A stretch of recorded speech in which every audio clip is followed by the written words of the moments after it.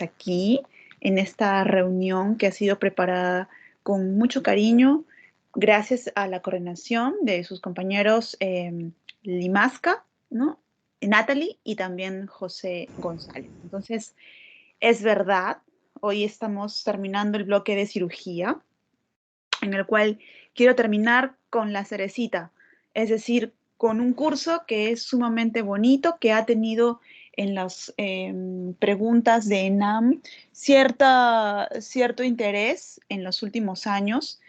Han venido algunas preguntas importantes de otorrino, que ahora les voy a decir. Hay un par de temas que no están dentro del banco que sí quisiera que ustedes, por favor, lo repasen. En otorrino siempre preguntan, siempre sobre laringotraqueitis o croup viral. Ese tema siempre viene, ¿eh? Así que, ¿por qué? Porque tengo la suerte de conocer los bancos de los exámenes, de todos los exámenes de Perú, de ENAM, de Salud y también del residentado. Entonces, siempre veo el tema de laringotraqueitis que ustedes tienen que repasar. Y el otro tema que está últimamente muy de moda es el tema de apnea del sueño. Por ahí hay una pregunta sobre apnea del sueño, así que la vamos a mencionar. Ok, entonces, pueden ver toda mi pantalla o pueden ver también mi barra, ¿cómo se llama esto? Mi barra de Sí, iconos, ¿también? sí se ve todo, doctora. Entonces, yo creo que no nos va a molestar mucho, ¿eh? Así que, porque no sé cómo sacarla, pero igual, ahí está. Bien, entonces vamos a empezar la clase de hoy hablando sobre la primera pregunta, ¿no? Resolvamos las preguntas de ENAM y dice así, más o menos, la pregunta número 1 es un hombre de 27 años, ¿no? Joven, consulta por presentar dolor intenso en el oído derecho que empeora con la presión sobre el trago. ¿Qué significa que empeora con la presión sobre el trago? Que es signo de trago positivo, ¿verdad? Entonces, esto es sumamente importante. Recordar el signo de trago, ¿ok? Que cuando uno presiona el trago hay dolor. Entonces, ese es signo de trago positivo, ¿no? Entonces, solamente hay dos patologías, principalmente una, en la cual el signo de trago es positivo, ¿sí? Signo de trago positivo.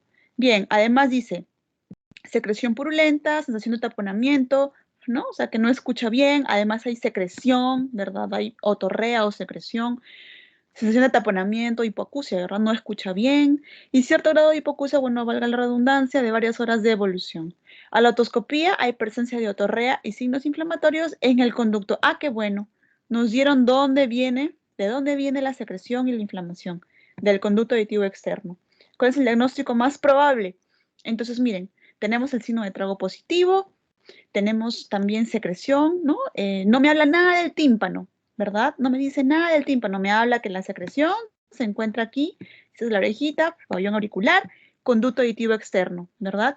Aquí hay otorrea y signos inflamatorios, aquí en el conducto. ¿Alguien se atreve a darme la respuesta?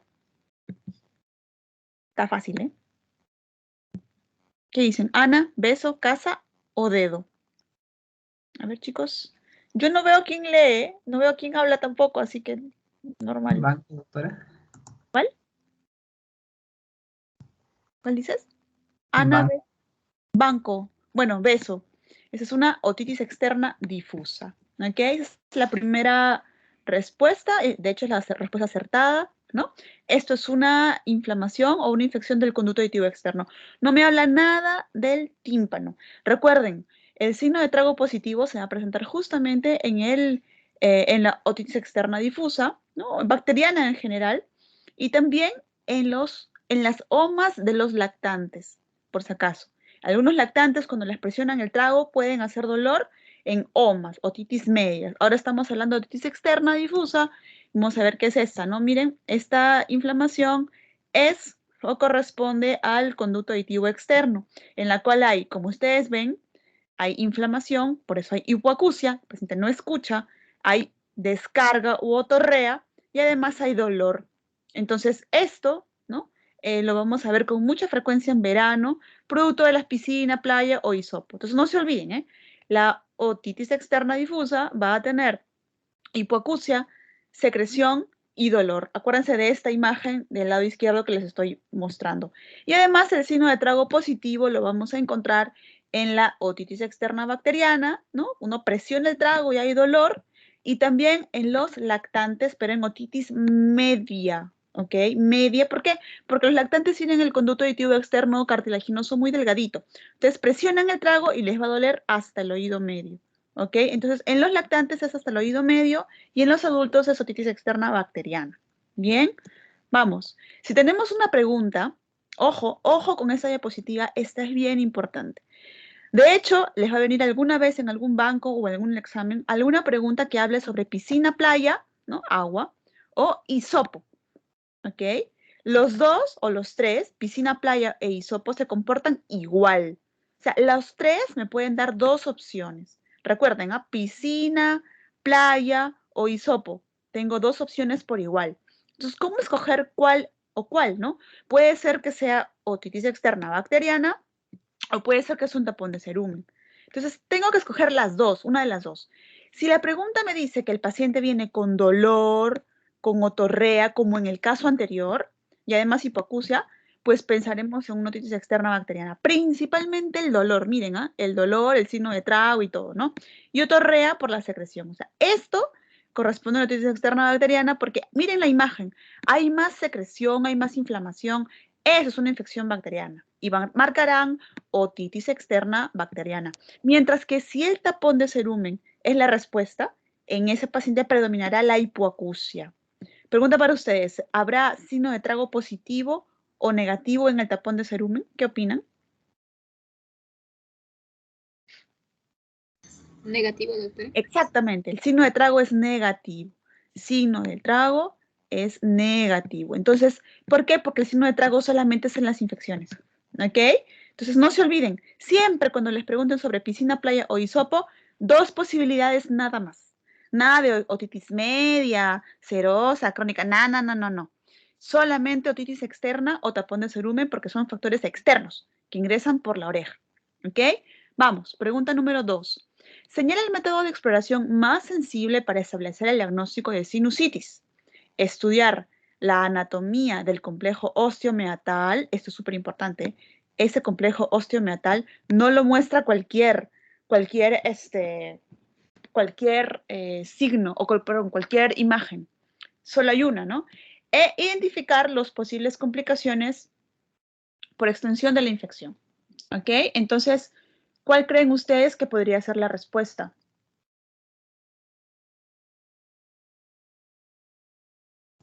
A ver, voy a entrar al form que me mandaron. A ver las respuestas. Vamos a ver, ¿qué opinan? ¿Con qué se ve mejor? Casa, doctora.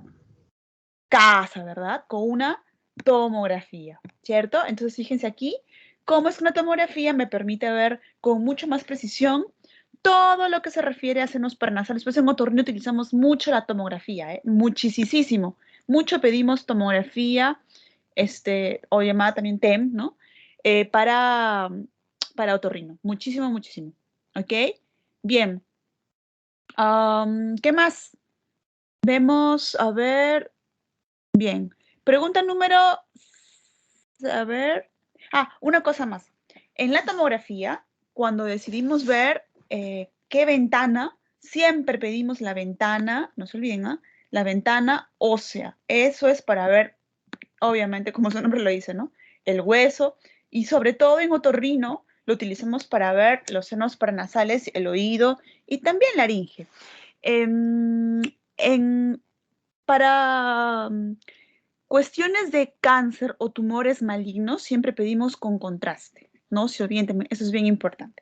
Pero si es una tomografía simple, pues vamos a ver siempre en la ventana ósea. ¿Ok? Eso es recontra importante. Entonces, no se olviden, tomografía para ver patología de senos paranasales y siempre se pide con ventana ósea. Vamos. Tercera pregunta. En una mujer de 40 años no embarazada y sin antecedentes patológicos de interés, ¿no? O sea, una señora simple, sin antecedentes importantes, diagnosticada de dermatitis alérgica leve a moderada, intermitente por sensibilización a pólenes de gramíneas, o sea, la señora tiene alergia al polen. ¿Cuál de los siguientes tratamientos es el sintomático de elección? En su pregunta, en la pregunta de ustedes figuraba bilastina, que está bien, ¿eh? Sino que bilastina se utiliza mucho en Europa. En Perú lo tenemos, ¿no?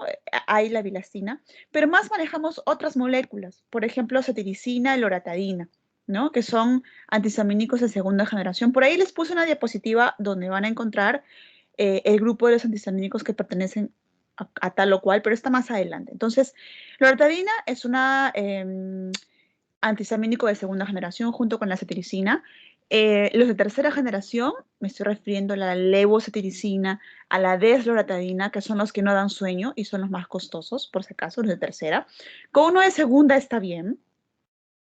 Vemos también que dentro de los corticoides que se debe iniciar está la mometasona como corticoide inhalado, el cual tiene una buena indicación, tiene también pocos efectos secundarios, una biodisponibilidad muy baja, o sea que este no se absorbe en la sangre, o sea, mometasona o fluticasona les va a ir muy bien al paciente.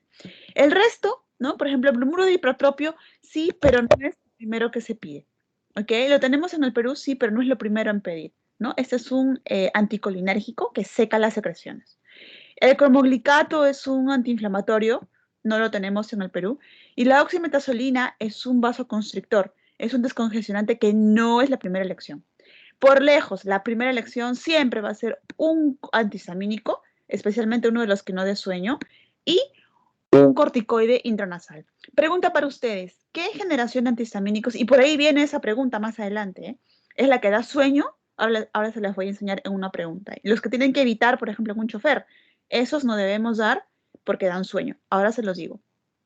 Bien, entonces la pregunta número 3 es B de beso. Número 4.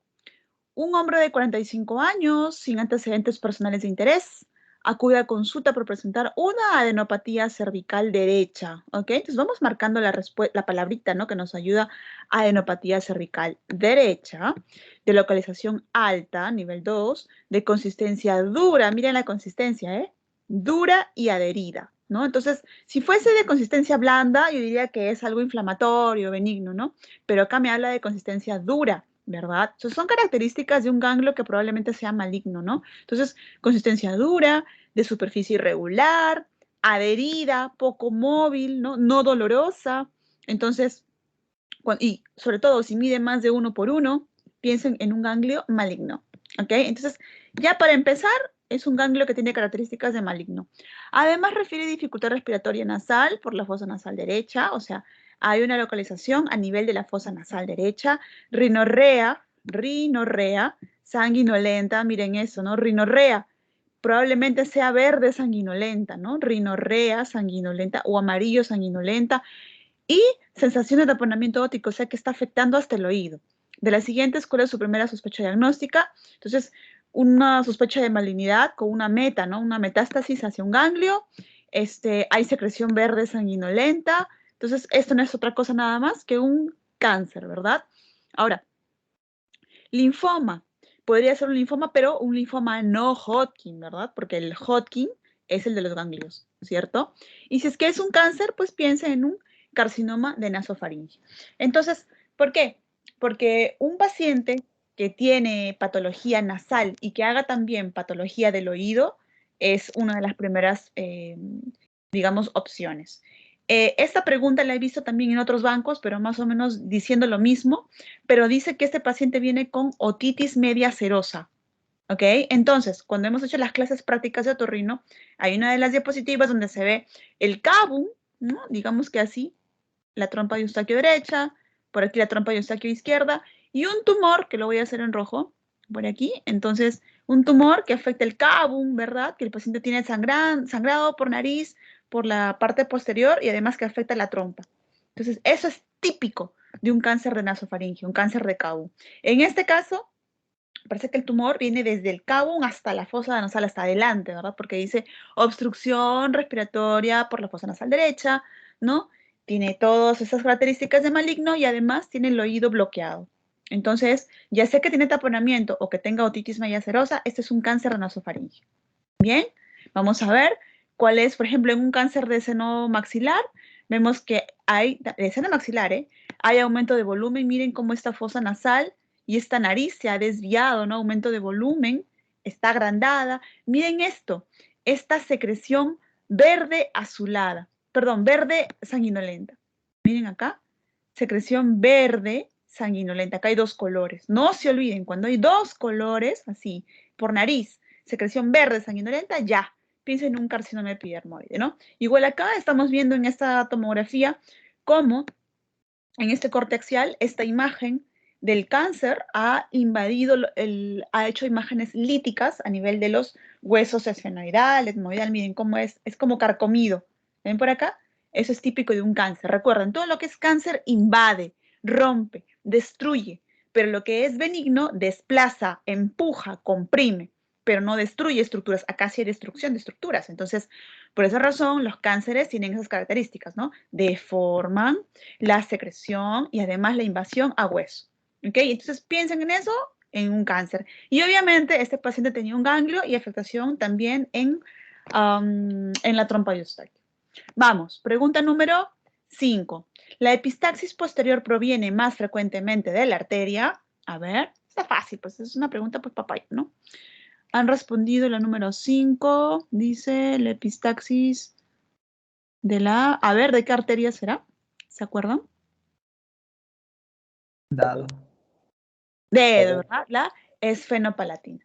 Ok, entonces, fíjense aquí, esta es la fosa nasal. Estamos viendo que la irrigación de la nariz proviene principalmente y específicamente en la parte posterior de la arteria esfenopalatina. Pero ¿cómo así? Esta arteria es rama de la maxilar interna, que a su vez es rama de la carótida externa. Entonces recuerden, todo lo que es neurología está irrigado por la carótida interna. Todo lo que es oftalmo, otorrino, viene de la carótida externa. ¿Ok? Entonces viene carótida externa por acá, da una ramita que es la maxilar interna, ¿ok? Y esta maxilar interna, que es más delgadita, cuando atraviesa el agujero esfenopalatino, tiene un nombre y se le conoce como arteria esfenopalatina. La principal, digamos que, fuente de irrigación de la nariz. Esta esfenopalatina es la que siempre preguntan en epistaxis, la relacionan con sangrados, por anatomía, principalmente está en la parte posterior, generalmente da sangrados posteriores, porque el sangrado del plexo anterior es el plexo de Kieselbach, que está adelante.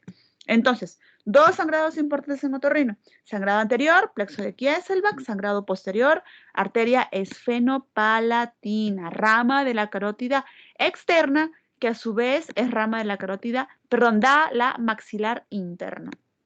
Entonces, carótida externa por acá. Por aquí estará la maxilar interna, ¿no? Y aquí sale a formar la arteria esfenopalatina cuando atraviesa el agujero esfenopalatino. ¿Ok? Pregunta número 6. Dice, es un paciente que ingresa a emergencia por epistaxis que es sometido a taponamiento nasal anterior. Pero, pese a ello, persiste el sangrado por la rinofaringe, o sea, está sangrando por atrás. ¿Cuál sería la actitud? Actitud aquí con C. ¿Ok? La actitud inmediata a seguir. Entonces ustedes, si tienen un sangrado posterior, pues ¿qué van a hacer?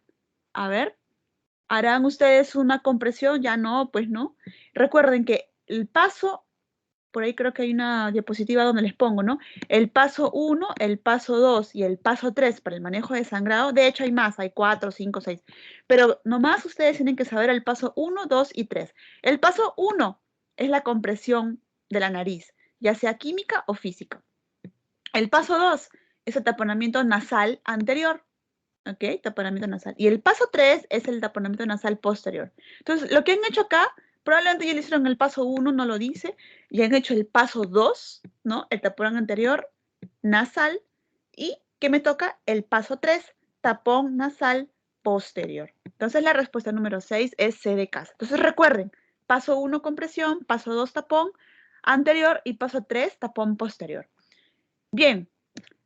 Pregunta número 7. Dices, en el niño, el procedimiento indicado para el diagnóstico temprano de los defectos auditivos es. Entonces, para poder responder esta pregunta, les tengo que hacer recordar. Un recién nacido en el Perú, todo recién nacido en el Perú, por ley, tiene derecho a ser tamizado. ¿Ok? Una cosa es el tamizaje auditivo neonatal, otra cosa es la prueba confirmatoria. ¿no? Entonces, el tamizaje se hace con una prueba que se le conoce como otoemisiones acústicas, ¿no? Estas otoemisiones acústicas se hacen en la camita del paciente, ¿no? Viene la enfermera o la técnica y le hace en su misma camita sus otoemisiones como tamizaje. Si un niñito no pasa las otoemisiones 2 veces, se le hace la prueba confirmatoria, que en realidad es la que hace el diagnóstico, ¿no? O sea, esta. Y la confirmatoria es el potencial evocado auditivo. ¿Ok? Recuerden, la audiometría es la prueba más importante para la audición. Es la prueba que nos ayuda muchísimo, pero siempre y cuando el paciente colabore. Yo me estoy refiriendo acá en un niño. Los niños, los recién nacidos, peor, no hablan, no responden. Entonces, la prueba, el gol estándar, recuerden, ¿ah? El gol estándar para el diagnóstico de sordera es el potencial evocado. Sin embargo, la que más se hace es la audiometría, pero eso no la hace el gol estándar. El gol estándar es el potencial evocado. O sea, yo puedo tener una audiometría, pero finalmente, para yo diagnosticarle de sordera a una persona, tengo que hacerle un potencial evocado para confirmar, sobre todo para cuestiones laborales, para cuestiones, por ejemplo, de discapacidad, siempre se pide un potencial evocado. ¿Por qué? Porque la audiometría a veces el paciente lo puede manipular, es subjetiva. En cambio, el potencial evocado el paciente no lo manipula. Son respuestas automáticas, son respuestas neurológicas. Entonces, el paciente nunca va a manipular esto, ¿verdad? Entonces, ese es el gol estándar, ¿ok? No se olviden. ¿Con qué sospechamos?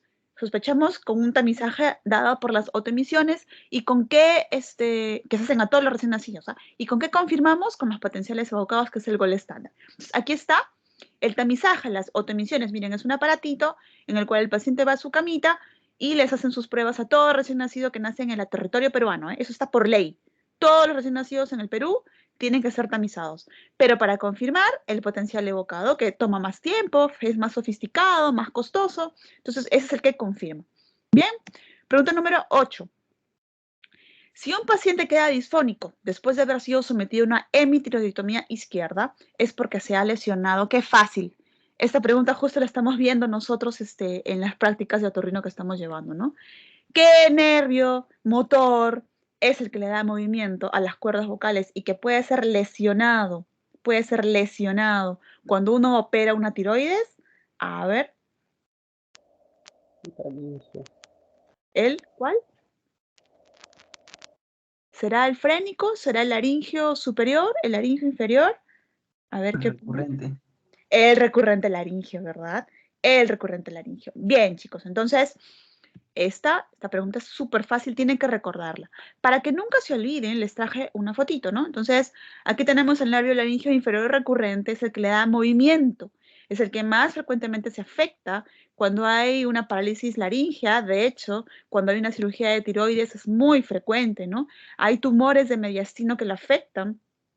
¿Por qué? Porque este nervio es motor, este nervio es el que le da movimiento a las cuerdas vocales, es el que mueve todos los músculos intrínsecos de la laringe, o sea, todos los musculitos de la laringe, excepto el músculo cricotiroideo. O sea, todititos se mueven por este laringio recurrente o inferior. ¿Por qué recurrente, doctora? Ah, por lo siguiente, baja y vuelve a subir, o sea, cae, ¿no? Desciende y asciende. Entonces, por eso se le llama recurrente. Cae y sube. En el lado derecho le da la vuelta al callado, perdón, a la subclavia, y en el lado izquierdo le da vuelta al callado de la aorta. Entonces, pregunta para ustedes, hubo un paciente que tiene una parálisis laringea, ¿cuál lado será el más afectado? ¿El derecho o el izquierdo? La respuesta es izquierdo, ¿verdad? El lado izquierdo, siempre acuérdense, porque este lado izquierdo es más largo, llega hasta la aorta y hay más patologías en mediastino, pulmón, la misma aorta, neurismas, que pueden afectar más que en el lado derecho no. Entonces, el lado que tiene más chance de afectarse por más patologías, por su longitud, que es más larga, es el lado izquierdo. ¿Ok? Pregunta de examen de residentado, el lado izquierdo. Vamos.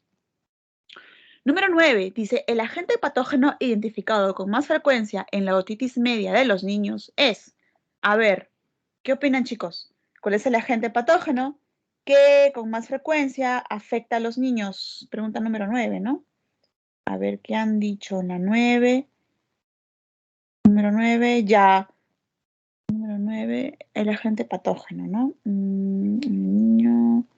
Ahí está. Han respondido, claro, todos han respondido, casi todos han respondido súper bien. Es el neumococo. ¿Ok? El neumococo, por ahí un par de personas se equivocaron, pero recuerden, a esto yo lo conozco como la poesía del otorrino. Tienen que saberlo de memoria.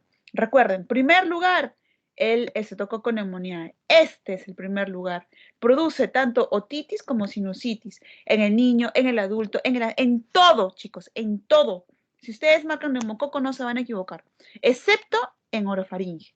Entonces, primer lugar, patología infecciosa de oído medio, neumococo, oído medio, otitis media, me refiero no a otitis externa, porque en externa es la pseudomona. Otitis media es el neumococo. Segundo, el Haemophilus influenza, en segundo lugar, y en tercer lugar está la Moraxella catarrhalis, que no la veo. Entonces, no se olviden, esto es de memoria. Neumococo, Haemophilus, Moraxella, otitis media aguda, sinusitis aguda. ¿Ok? Neumococo, Haemophilus, Moraxella, OMA y también sinusitis aguda. Y de todos, de los niños, de los adultos, no hay ninguna diferencia con la edad. ¿Ok? Entonces, no se olviden. OMA, neumococo. Bien, pregunta número 10. Dice, la complicación, bien, respondieron casi todos muy bien, la complicación de mayor prevalencia en la OMA es, o sea, cuando una otitis media se complica, ¿con qué lo hace? La complicación es una mastoiditis, ¿verdad? Es una mastoiditis. La vamos a ver aquí, ¿no? Esta es se caracteriza porque es una masa que aparece detrás de la orejita, ¿no? Y lo más curioso es que desplaza el pabellón auricular, ¿ok? Cuando ustedes les digan, ¿no? Es una masa o una lesión retroauricular que desplaza el pabellón auricular. Ay, perdón, he dibujado mal. Lo desplaza hacia allá, ¿ok? Así. Desplaza el pabellón auricular. Vamos a borrarlo. Ahí está. Vamos a hacerlo de nuevo, ¿eh? Como debe ser. Es una masa que desplaza, ¿no? O sea, que está empujando el pabellón hacia allá, ¿no? Entonces, ¿por qué? Porque la masa hace lo que su nombre dice, efecto de masa. Es un absceso en realidad, que aparece en las mastoides, por eso se llama mastoiditis, y es producto de una OMA. Es la primera complicación de la OMA, sobre todo en los niños, ¿ok? Es una complicación. Vamos, pregunta número 10. Doctora, disculpe una pregunta ahí. Sí.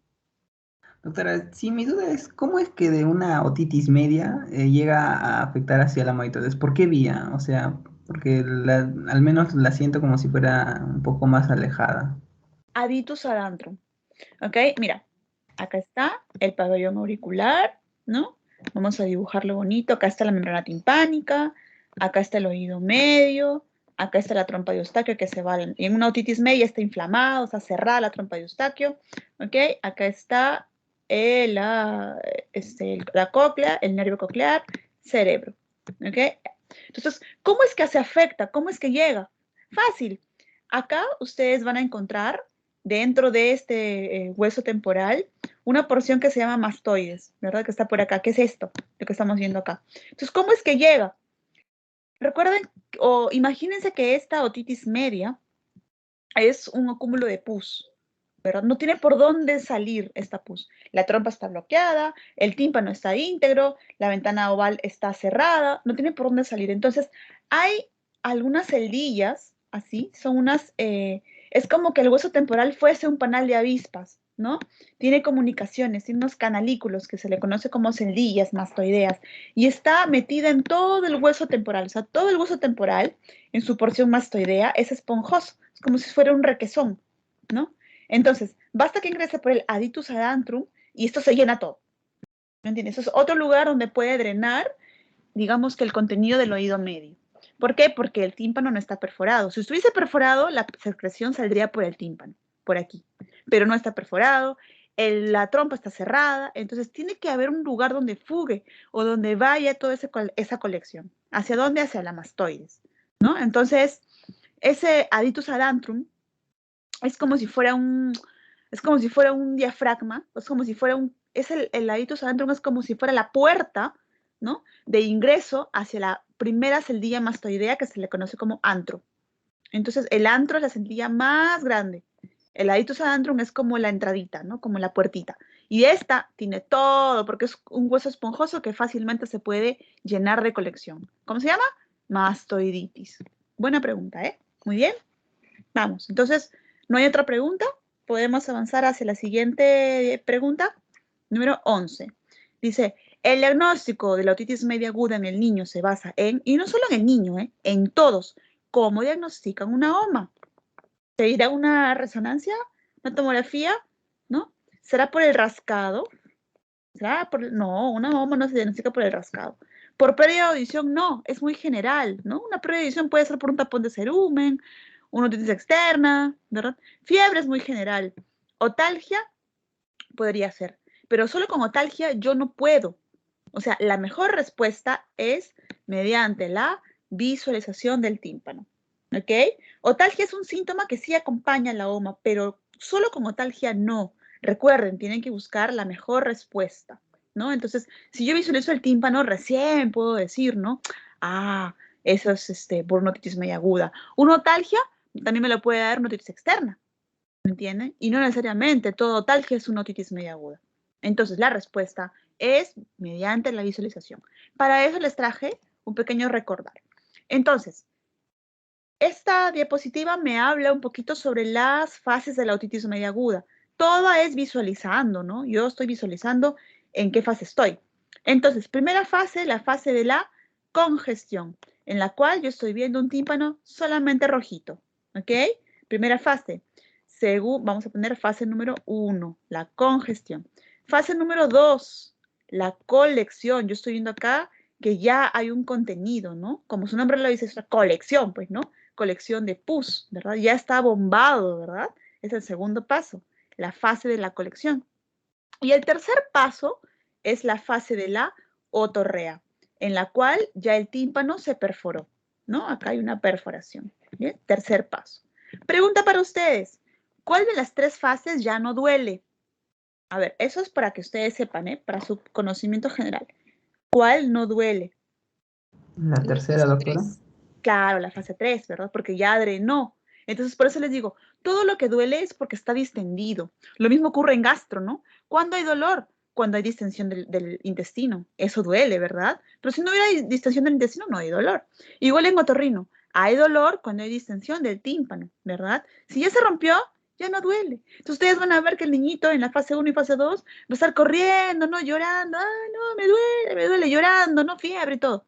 Cuando ustedes vean un niñito con fase 3, va a estar supurando, pero el niñito va a estar jugando, ¿no? Va a estar tirado, jugando con sus juguetes, y ya no le duele. Oye, ¿no te duele? No, ya no me duele, pero me sale una agüita del oído. Claro, y eso es en la fase 3. Obviamente tenemos que evitar esta fase, ¿no? Porque acá hay una perforación del tímpano que muchas veces se cierra, pero a veces no se cierra. Entonces tenemos que evitar llegar a esta fase, ¿no? Dándole los antibióticos y analgésicos en el momento adecuado. ¿Ok? Entonces, esa es la pregunta número 11. ¿Alguna pregunta por aquí? Sí, doctora. ¿Y cuando se perfora ya se sutura, doctora? ¿O ya no se sutura? ¿O qué se hacía? Esto, claro, cuando se perfora, lo que va a ocurrir es que, en teoría, ese tímpano que está roto se tiene que volver a cerrar solito. ¿Pero cuándo? Cuando hay una buena neumatización de la mastoides, cuando el paciente recibe buenos antibióticos, cuando no es inmunodeprimido, cuando es un paciente que está bien alimentado, bien nutrido. O sea, tiene que haber las mejores condiciones para que se cierre solito. Si esto no ocurre, si este paciente no tiene las mejores condiciones, ¿qué ocurre? Con el tiempo, esta perforación se queda allí y tiene un nombre y se llama otitis media crónica. ¿Ok? So, la otitis media crónica es cuando hay una perforación ya todo el tiempo. ¿Sí? Entonces hay que evitar, por supuesto, no debemos llegar a ese extremo, ¿verdad? Una otitis media aguda tiene que ser tratada a tiempo. ¿Ok? Entonces, esas son las fases y así es como llegamos a una otitis media crónica. En otitis media crónica se le conoce como OMC, ¿no? Otitis media crónica. Ha sido una otitis media aguda que ha sido mal tratada, mal llevada, ¿no? Y el tímpano se cierra solito felizmente. ¿En cuánto tiempo máximo? En un mes. Tiene que estar cerrado por completo, ¿ok? Así que tener cuidado. A tratar a tiempo las otitis medias agudas. Y para eso hay que diagnosticar. Y para eso hay que saber reconocerlas, ¿no? Entonces, el año pasado yo me acuerdo que los chicos de sexto año de otorrino les mandé a hacer sus... Por aquí debe haber chicos del internado, ¿eh? No deben dejar... Me deben refrendar lo que les estoy diciendo. No me dejarán mentir. Hicieron muchos ustedes su manual de otoscopía. ¿ok? Todos me tienen que hacer su manual. ¿Por qué? Porque en algún momento lo van a necesitar. En su ISARUMS o en su internado, sobre todo en el SARUMS, hay lugares donde no hay señal de internet. Si ustedes tienen una duda, por ejemplo, ¿qué estoy viendo, no? ¿Será una otitis media aguda? ¿Será una crónica? ¿Será la fase de la colección? Ok, saquen sus manuales y lo van a poder corroborar, ¿no?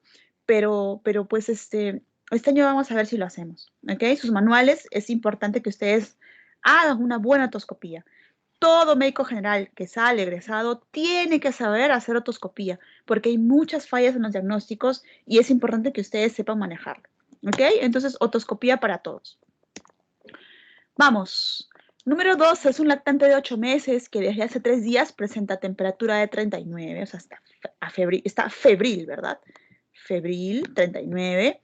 Irritable, diarreas con moco y hiporexia, o sea, hasta acá no me dice nada, ¿no? Irritable, febril, ¿no? Vamos a ver. Dice al examen, está pálido, ¿no? Deshidratación, miren, ¿no? O sea, la diarrea ha sido tanta que inclusive se ha deshidratado. Entonces, hasta acá, hasta la coma de acá, no me dice nada, ¿no? Dice leve congestión faríngea, o sea, ya encontré un foco faríngeo, ¿verdad? Dice membranas timpánicas opacas con movilidad disminuida. Cuando les dicen opacas, es porque el brillo que debe tener, el triángulo luminoso que debe tener una membrana timpánica ha desaparecido.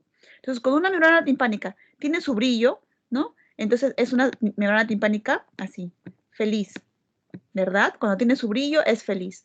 Pero si no tiene brillo, es una membrana timpánica enferma, ¿ok? Entonces, si ustedes tienen aquí que está opaca y encima no se mueve, ¿no? Recuerden que el tímpano, cuando ustedes tienen aquí un tímpano, así, acá está el conducto, acá está el tímpano, ¿verdad? De costadito, acá está el tímpano. ¿Qué hay detrás? Hay aire, ¿no? Aquí tiene que haber aire, donde estoy poniendo la X, tiene que haber aire. Si el tímpano se mueve, es porque es como una bandera, hay aire. Pero si el tímpano no se mueve, es porque aquí hay líquido. ¿Ok? Entonces, si les dicen neuronas timpánicas opacas, está enfermo. Con movilidad disminuida, no se mueve. Entonces, aquí hay líquido. Probablemente sea pus o moco, ¿no?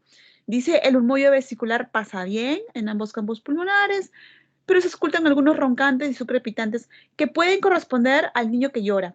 Cuando el niño llora, se escuchan a veces unos roncantes y sucrepitantes. Pero si pasan bien, el murmullo vesicular no es neumonía.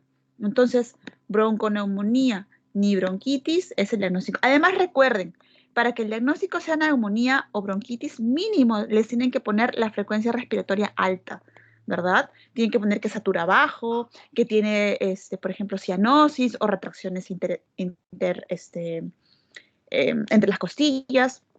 Entonces, tienen que ponerle más, ¿verdad? Pero no, al menos que tosa, pues no, por lo menos tos, pero no les ponen nada. Entonces, no parece que sea un problema de neumonía o bronquitis, ¿verdad? Entonces, dado que el murmullo vesicular pasa bien, elimino la A y la B, ¿ok? Tengo dos opciones, tengo faringe y tengo otitis, ¿verdad? Diarrea aguda no, porque en la diarrea aguda no tendría por qué darme infección en la faringe o dolor, ¿no? Y tengo otitis y tengo faringitis. De hecho, son las dos, ¿no? De hecho, son las dos.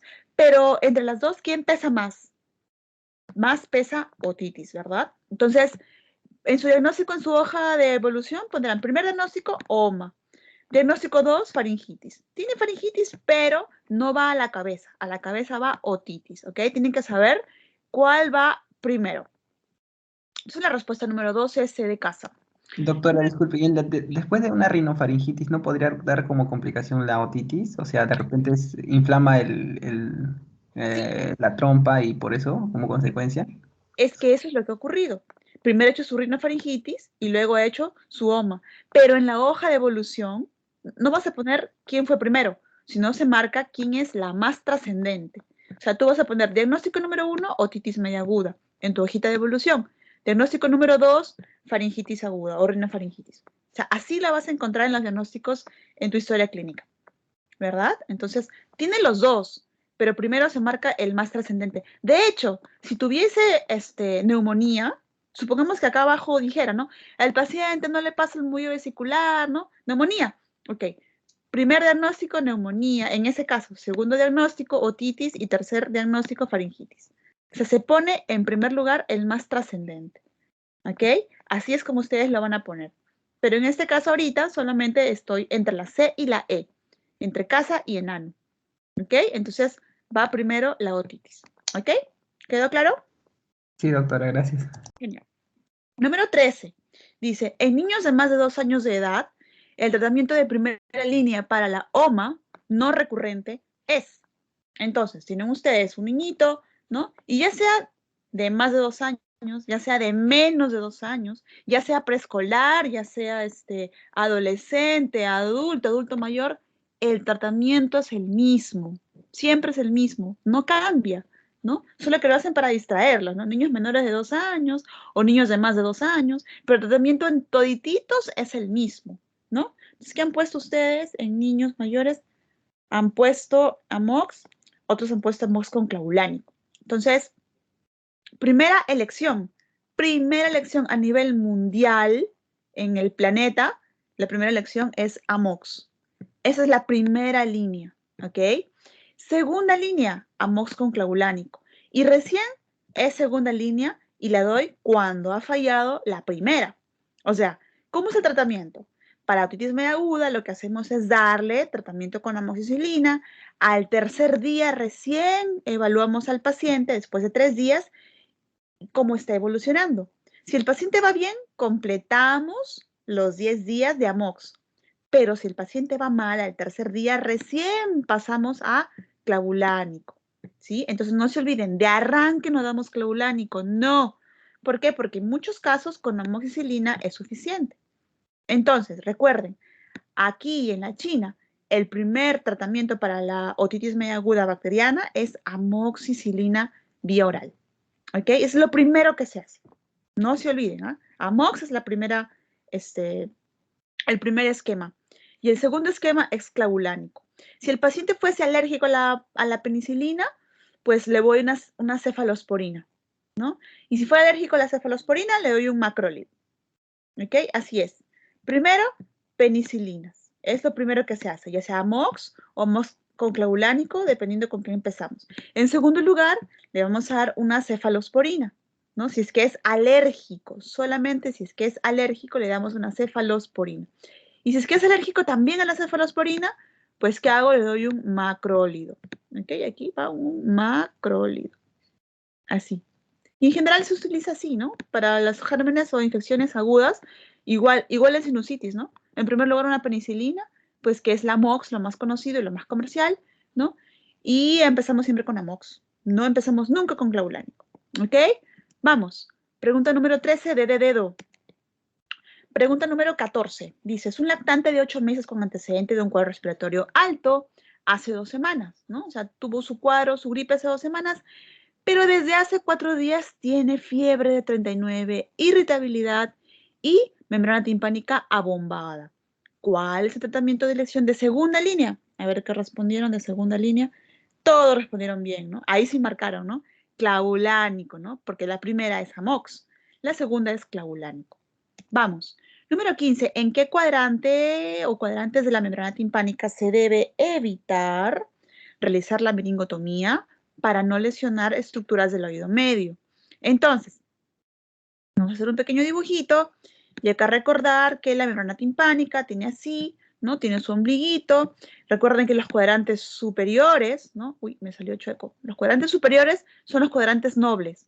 En cambio, en los cuadrantes inferiores, yo le pongo una carita feliz, porque aquí yo puedo hacer todo lo que yo quiera, ¿verdad? Aquí yo puedo hacer una meningotomía sin problema en los inferiores, ¿ok? Entonces dice, ¿en cuál se debe evitar en los superiores? Entonces, ¿en cuál puede ser? En la antero superior hay que evitarla o en la postero superior, ¿no? Ya sea anterior o posterior. Entonces, ¿cuál de las dos es? Pues la respuesta es la postero superior. ¿Por qué? Porque aquí va a pasar el estribo. Se los voy a dibujar. Mejor lo vamos a ver aquí. ¿Ok? Aquí está. Entonces estamos viendo un oído derecho, ¿no? Como acá está esta línea que pasa por el ombligo y me divide en cuadrantes superiores e inferiores. Aquí abajo no hay nada, así que siempre la la centesis yo voy a hacer en la parte superior, inferior, ¿no? Ya sea antero o posterior inferior, siempre inferiores, ¿ok? No hay consenso si es que es anterior o posterior. Con tal que sea inferior, aquí estamos felices. En los cuadrantes superiores está el martillo, el yunque, el estribo, y por acá está la ventana oval. Entonces, digamos que en los cuadrantes posteriores es un poquito más difícil, así como los anteriores, ¿eh?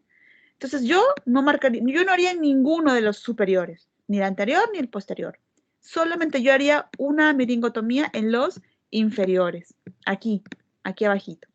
Ahí sí van a hacer su punción, ¿no? Entonces, y de los dos, bueno, donde está la cadena circular con más territorio es acá en el posterior. ¿Okay? Entonces, la respuesta 15 es postero superior. Ahí no se hace. ¿Ok? Aquí. Bien, número 16, dice en el niño lo probable en relación con el pronóstico de la parálisis de Bell.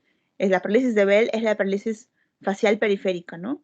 Bueno, esta pregunta no sé de qué banco es. Esta parálisis de Bell es bien rara en los niños, generalmente es en los adultos. También se le conoce como parálisis a frigori, ¿no? Es la que dicen, ¿no? Que abrió la refrigeradora y que se le reactivó el virus herpes. Ok, ya, esa es. Bien, entonces, esta parálisis de Bell teóricamente está producida por un herpes, por eso que le dan aciclovir, ¿no? Es muy frecuente en los adultos. En los niños es bien tranca, pero si se presenta, se recupera casi por completo, ¿ok? No sé de dónde sacaron esa pregunta, pero la respuesta es B, y es verdad. Número 17. La rinitis atrófica, también llamada ocena, se presenta predominantemente en ¿a qué personas les da la ocena? Veamos, esta ocena es de las mujeres, ¿ok? Así que esto vuela y esto vuela, ¿ok? Tampoco niñas aún no. Mujeres jóvenes, la respuesta es mujeres jóvenes, ¿no? No es de las adultas mayores, es de las jóvenes, ¿no? La ocena se presenta en las mujeres jóvenes. Y el síntoma fundamental, ustedes van a ver que una ocena da costras malolientes, entonces el síntoma fundamental será la cacosmia, ¿verdad? La cacosmia, ¿ok? ¿Qué es cacosmia? Es la percepción de un mal olor, ¿verdad? Todos como que sienten que hay un olor aberrante, un mal olor, ¿verdad? Un olor desagradable, en otras palabras, ¿verdad? Es la cacosmia. Bien, vamos. Pregunta número 17, B de beso. Ahí está, una ocena, ¿verdad? Que es la presencia de costras malolientes en una fosa nasal.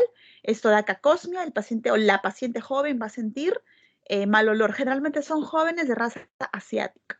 Va a sentir que hay un mal olor en su nariz, ¿no? ¿Qué pasó? Hay una atrofia de los cornetes inferiores.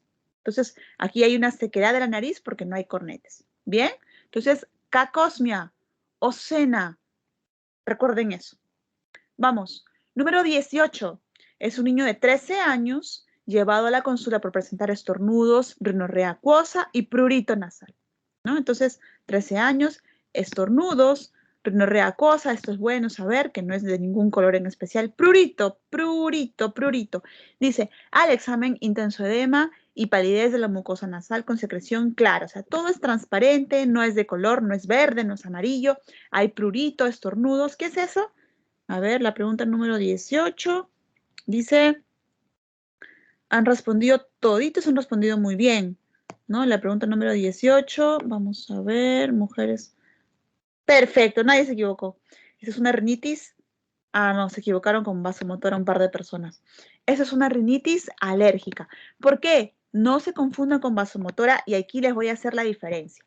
Una rinitis alérgica siempre se va a presentar con prurito, estornudo, picazón, rinorrea, ¿no? En relación a un agente etiológico, por ejemplo, el polen, ¿no? Siempre, ¿no? Prurito, picazón, estornudo, rinorrea, prurito nasal, prurito ótico. Siempre. ¿Por qué? Porque la rinitis alérgica está mediada por histamina. Entonces, ¿qué es la histamina? Es el vasodilatador más potente del mundo, la histamina.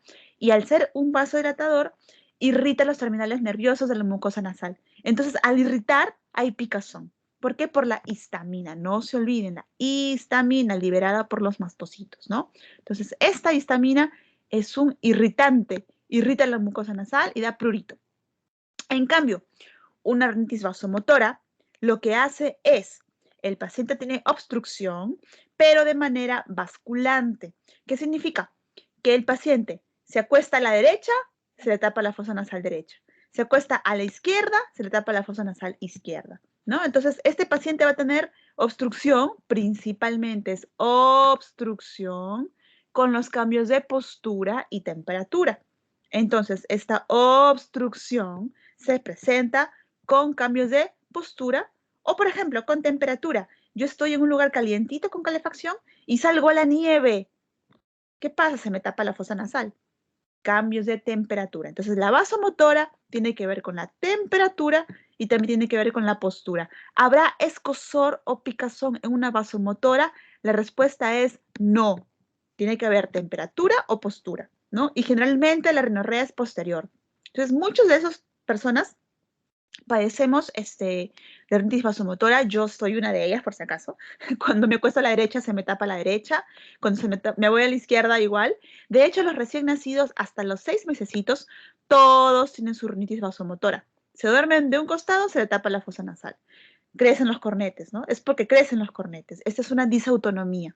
Crecen los cornetes. Se me tapa la fosa nasal izquierda porque me acosté a la izquierda. De un recién nacido, eso es muy común, ¿ok? Muy común. Entonces, eso se maneja principalmente, no mejora con los antihistamínicos, se maneja con lavados nasales, con sprays nasales, ¿no? Es mejor. Antihistamínicos no funcionan porque esto no es mediado por histamina, es vasomotor. No se olviden, ¿ah? Los recién nacidos, yo podré darles antihistamínicos, por si acaso en un recién nacido, la respuesta es no, por lo menos un año. Más que todo, aspirar las secreciones, ¿no? Gotitas de cloruro de sodio, con la perita que aspiramos y listo. Eso es por si acaso para los recién nacidos. Que es la pregunta número 18, es la C de casa.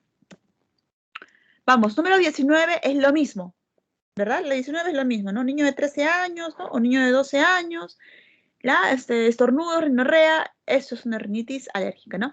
Edema nasal, ¿no? Mucosa eritematosa, estornudos, picazón, entonces eso es alérgico. Número 20. Sí. Disculpe, una consulta. El hecho de que la mucosa esté eritematosa o pálida no tiene nada que ver con el diagnóstico diferencial. No, porque recuerda, una rinitis alérgica me va a dar una mucosa eritematosa, una mucosa pálida, o algunos lo también describen como una mucosa azulada, violácea. Los 3 patrones son válidos para una rinitis alérgica. Por eso yo no les menciono el color de la mucosa. El color de la mucosa puede ser cualquier color. Lo que más importa es que la secreción es clara, que hay prurito, hay estornudo, picazón, ¿no? Prurito ótico, prurito de dolor, prurito faríngeo, prurito nasal, porque por la histamina. Entonces, eso es lo más importante. El color de la mucosa puede variar entre rojo, rosado, pálido principalmente y también azulado, violáceo. ¿Ok? Entonces, no se fijen mucho en el color. Muy bien. ¿Alguna otra pregunta? ¿No hay? Ok. Pregunta número 20. Dice, ¿cuál es el antihistamínico de elección en un chofer con rinitis alérgica? ¿Por qué hay un chofer? Maneja, pues, amigos. Entonces, ¿qué tenemos que evitar? Que el chofer se duerma, ¿verdad? Porque si no, puede ocasionar un accidente. Entonces, ¿cuál es el antihistamínico de primera elección? Pues, recuerden, ¿ah? Los antihistamínicos de primera generación, como por ejemplo la clorfenamina, son los que más sueño producen. Entonces, esto es de primera elección, perdón, de primera generación. Esto da mucho sueño. Todos los antihistamínicos de primera generación dan mucho sueño. Yo no mando antihistamínicos de primera generación porque se me duermen mis pacientes. Entonces, yo no los mando. Yo no mando clorfenamina jamás. Da sueño. ¿Ok? ¿Qué es lo que...? Igual, el de acá también es de primera generación. Todos son de primera generación. Este es de segunda generación. La loratadina. Loratadina y cetiricina son de segunda generación. Segunda generación. En teoría, son los que no dan sueño, ¿verdad? Esto, la clorfenamina es de la primera generación. Todos los de primera dan sueño. Entonces, yo tengo que darle uno que sea no de primera, sino de segunda. Cetiricina y loratadina son de buena elección. Yo he tenido pacientes que les ha dado un poquito de sueño, así que por si acaso yo los mando en la noche, para que tomen en la noche, por si acaso. Y los de tercera generación definitivamente son los que nunca, con seguridad, nunca van a dar sueño porque no atraviesan la barrera hematoencefálica. ¿Ok? Entonces, esto es lo que yo le doy. Acá hay una pequeña tablita para que ustedes se acuerden. Los antihistamínicos de primera generación, vamos a ver. Acá están los de segunda. Segunda generación, cetiricina, ¿no? Tercera, desloratadina, por ejemplo, ¿no? No está acá. Segunda generación, acá, loratadina, ¿verdad? Son los de segunda generación, estos dos. Primera ni los mencionan porque ya ni los usamos. O sea, sinceramente yo no utilizo los antihistamínicos de primera generación porque dan mucho sueño. Y ese es el principal problema. ¿Quién va a querer dormirse en su clase, haciendo deporte, trabajando? Nadie, pues, ¿no? Entonces, por eso no se utilizan. Ya se dejaron de lado muchísimo, ¿no? Bien, acá tenemos los corticoides intranasales. De hecho, los que son de mayor uso, ¿no? Los que tienen mejor apego son los que no se absorben en la sangre. Mometasona y fluticasona furoato, ¿no? Estos dos son muy buenos. Por ahí hay una pregunta de corticoides, por si acaso voy adelantándome. ¿Ok? Avanzamos. Dice, pregunta número 21, los senos paranasales que se encuentran desarrollados al nacer son, y para eso les voy a poner una imagen. Ahí está. ¿Ok? Entonces, el desarrollo nasal, nunca se olviden de esta imagen, ¿no?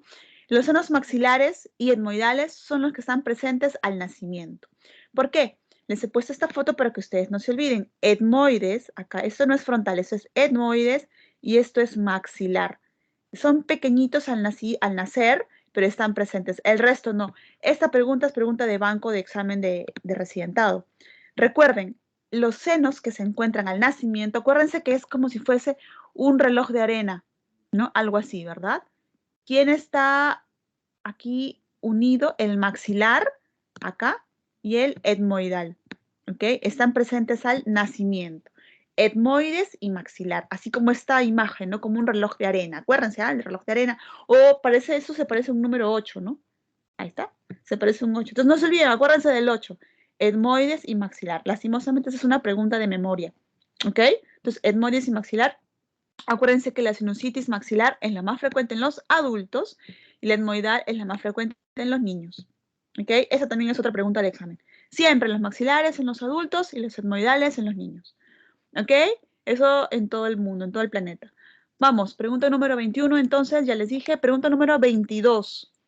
El límite inferior del ventrículo laríngeo está dado por, entonces vamos a ver que ese es un corte histológico de cómo se ve una laringe.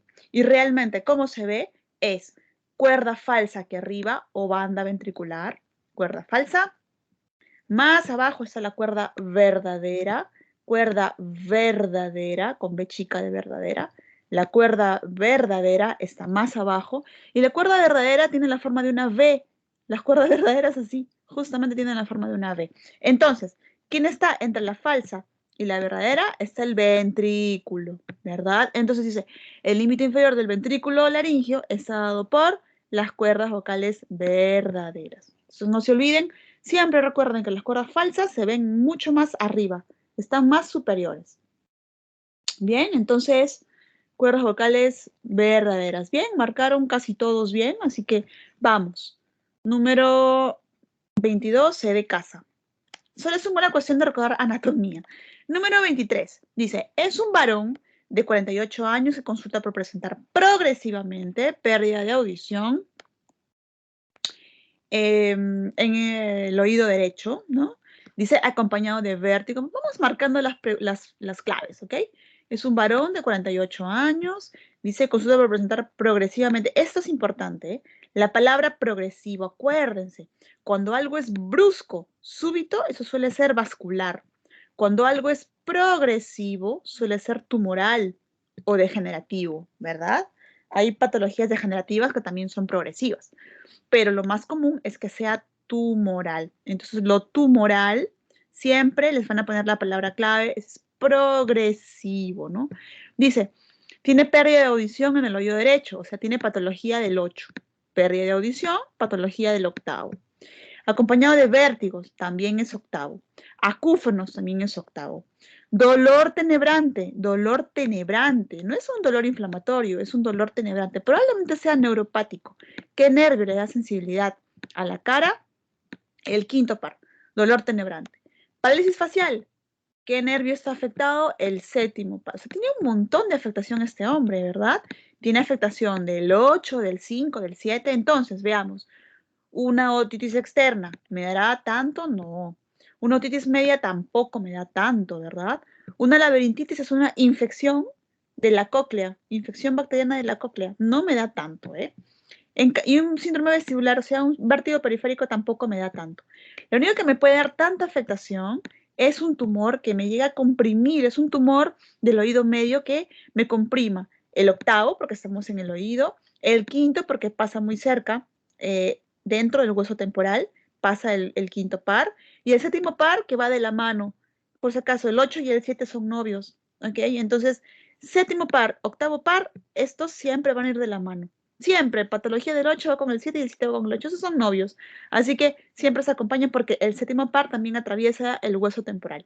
Entonces, está rompiendo el hueso temporal, está dando patología pues de tanto nervio, ¿no? Patología tumoral, progresivo.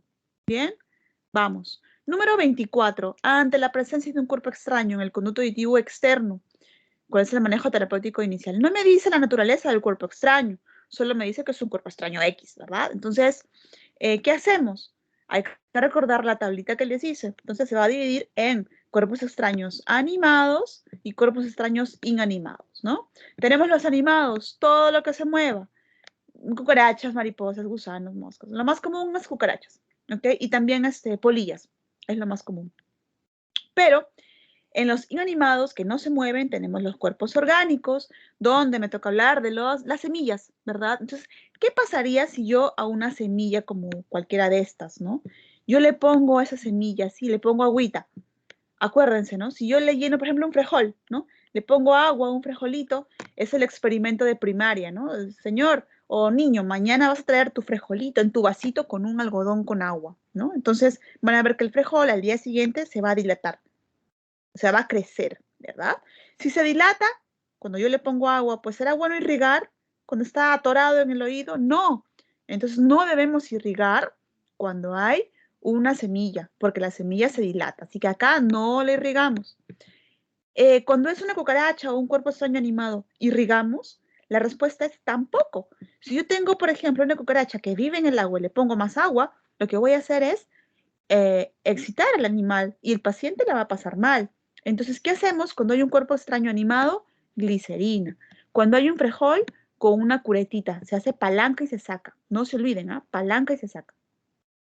Y el resto de cuerpos extraños sí, con un lavado basta.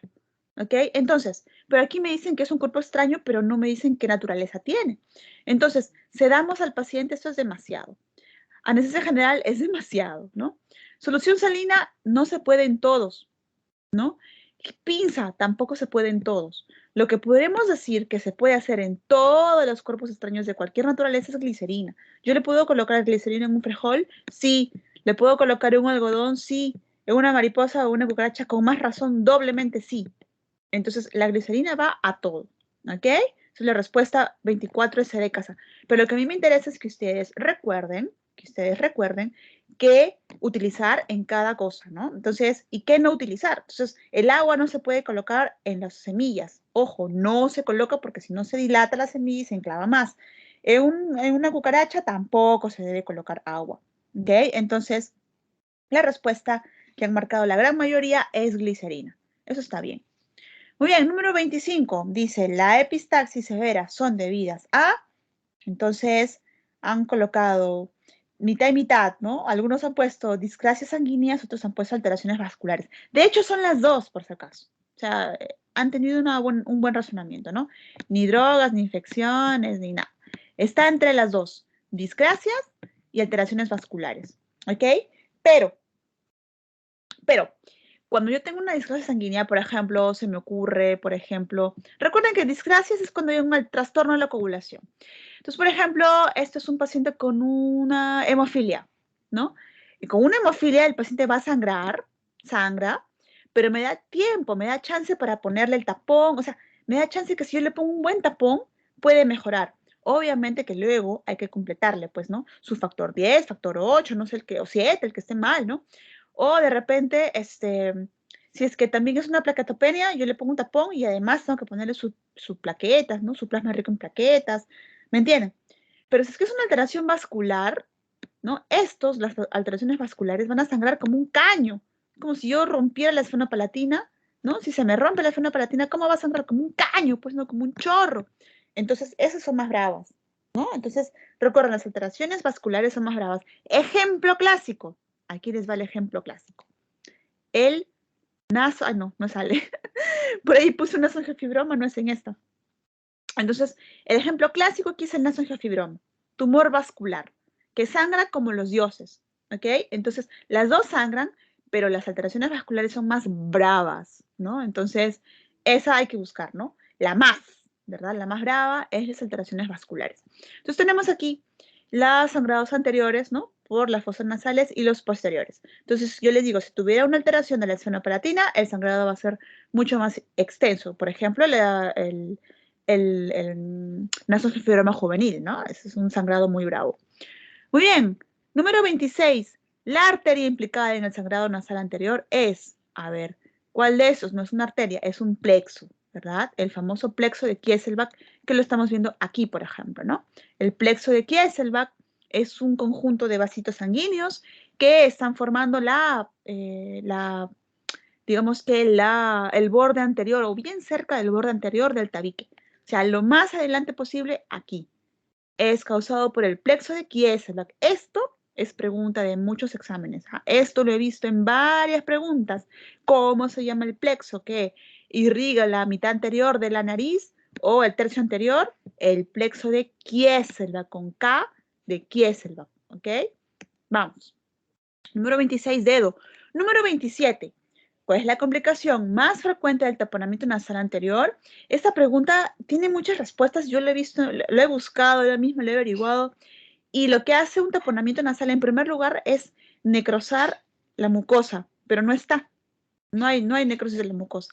Luego, lo que refieren como mayor frecuencia de complicación de un tapón es la sinusitis. ¿Ok? Que en otras palabras, la sinusitis se da por una obstrucción del complejo osteomeatal. ¿Qué es esto, doctora? En castellano es, acá tengo el seno maxilar, ¿no? Acá está la nariz, ¿no? Así. Yo tengo acá el tapón nasal colocado, tanto en el lado derecho como en el lado izquierdo, ¿verdad? Lo que es el tapón es bloquea este complejo, entonces se va a comenzar a llenar de secreciones, secreciones, secreciones, y me va a dar sinusitis. ¿Ok? Entonces, repito, un tapón que está colocado, vamos a colocarlo en rojo, por ejemplo, aquí, ¿no? El tapón es aquí con el sangrado, ¿verdad? El tapón va a bloquear este seno maxilar, ¿no? Y las secreciones van a comenzar a incrementarse y acumularse y se llama esto una sinusitis, ¿ok? Entonces la respuesta 27 es C de casa, es una sinusitis. Miren, aquí está, justo lo que les decía, ¿no? Lo que produce un taponamiento nasal es justamente aquí, ¿no? Obstruye este meato o este complejo osteomeatal y tendremos como consecuencia una sinusitis. ¿Ven qué bonito? Vamos. Número 28. Dice, niño de 6 años con traumatismo nasal contuso y epistaxis. Ese niñito se cayó y se golpeó la nariz, viene por sangrado, que no ha sido controlada por la aplicación de algodones humedecidos con vasoconstrictor. O sea, han hecho una compresión química. Bien. Siguiente tratamiento. Yo les dije, paso 1, compresión. Paso 2, tapón anterior, que lo están viendo por acá. Entonces, el paso 1 es presionar la nariz, ya sea eso se llama compresión física, o colocar un algodón con adrenalina, que es compresión química. O sea, compresión en otras palabras. Hay que presionar o meter algodón con adrenalina, eso se llama compresión. Es el paso 1. El paso 2 es el tapón nasal anterior. ¿Ok? Lo están viendo allí. Sencillo, pregunta fácil, ¿no? No me mejoró la primera, pues me voy al paso 2. Y aquí está justamente un pequeño resumen de lo que les venía diciendo, ¿no? El paso 1, 2 y 3 son los que ustedes tienen que hacer en la emergencia, tienen que conocer. Paso 1, la compresión, ya sea física o ya sea química, ¿verdad? Por ejemplo, aquí están viendo ustedes una compresión física en la cual el paciente se está presionando las alas nasales, no arriba aquí. Hay gente que se presiona acá. No, no, no, no, no. Se presionan las alas nasales. ¿Por cuánto? Por 10 minutos, ¿verdad? Por 10 minutitos, siempre hacia adelante. Miren la postura del paciente. No es que, oiga, váyase para atrás, tírese para atrás. No, no, no, eso está mal. Ahí se puede aspirar al paciente. Presionen siempre las alas nasales hacia adelante por 10 minutos, eso se llama compresión física. Ok, si tengo la opción de utilizar adrenalina en un algodoncito, se llama compresión química y también es válido. Ojo, paciente con hipertensión y sangra, no usen adrenalina, usen agua oxigenada, porque la adrenalina sube la presión, hay que tener cuidado, pero hace vasoconstricción local. Paso 1, ya lo vieron. Paso 2, taponamiento nasal anterior, que es lo que hemos visto hace rato, y si no mejora, pues me voy al paso 3, que es el tapón posterior. ¿Cómo sé que no mejora? Porque el paciente va a seguir sangrando por la boca. Tengo que bajarle la lengua con un bajalenguas y ver si es que sigue sangrando. Si sigue sangrando, es un taponamiento posterior, que lo podemos hacer tranquilamente con una sonda Foley. Bien, entonces, estos pasos son los que ustedes tienen que saber y tienen que saber manejar en su emergencia. No se olviden. El resto ya es de otorrino. O sea, esto ya es de nosotros. Ustedes tienen que saber el paso 1, 2, 3. Bien. Pregunta número 29. Tratamiento inicial de la epistaxis posterior. Esta pregunta es una pregunta de NAM, ¿okay? De un banco del año 2016 o 17. Es una pregunta un poco antigua, pero que en verdad nos trae problemas porque en NAM dio como respuesta para esta pregunta el tapón posterior, ¿ok? Por si acaso. Pero, yendo a la práctica, al paso 1, 2 y 3, yo como sé que el manejo inicial no fue una compresión y sobre todo un tapón anterior. ¿Cómo sé yo que a este paciente no le intentaron un tapón anterior? Porque siempre para un posterior se te intenta un anterior. Entonces, por eso esta pregunta tiene clave y tiene maldad, ¿no? Es una pregunta con mucha maldad. Dice, ¿cuál es el tratamiento? Porque dice inicial. Si me dijera definitivo, yo marco posterior a ojo cerrado, pero me dice inicial. Entonces, recuerden, para intentar un posterior, hicieron primero un anterior, ¿no? Cuando este falla, recién van a un posterior. Entonces, yo marcaría anterior, realmente. Pero ENAM dio como respuesta posterior. Así que como ustedes se están preparando para el ENAM, entonces esta pregunta, ¿cuál es el tratamiento inicial de la epistaxis posterior? Tienen que marcar posterior como tal cual lo puso ENAM hace 5 años. ¿Ok? Entonces, aquí está un tapón posterior. Fíjense cómo se hace. Se coloca el tapón posterior en la parte del cabum y luego se completa con un taponamiento nasal anterior. ¿Ok? Entonces, ese es un tapón posterior. Siempre se colocan los dos, el posterior y el anterior. ¿Bien? También esta pregunta se puede interpretar de la otra manera, ¿no? Para un taponamiento posterior, ¿cuál es el primer paso? También yo puedo decir que primero se coloca el tapón posterior y luego se coloca el anterior. Ahí sí yo puedo decir que es el tapón posterior la respuesta. Pero eso digo, esta pregunta es ambigua. Si les viene así tal cual la van a marcar. Tapón posterior. ¿Ok? Vamos. Número 30, solo faltan 20. Tumor benigno más frecuente de la nasofaringe. Esa pregunta es recontra sencilla. A ver, ¿se acuerdan cuál es?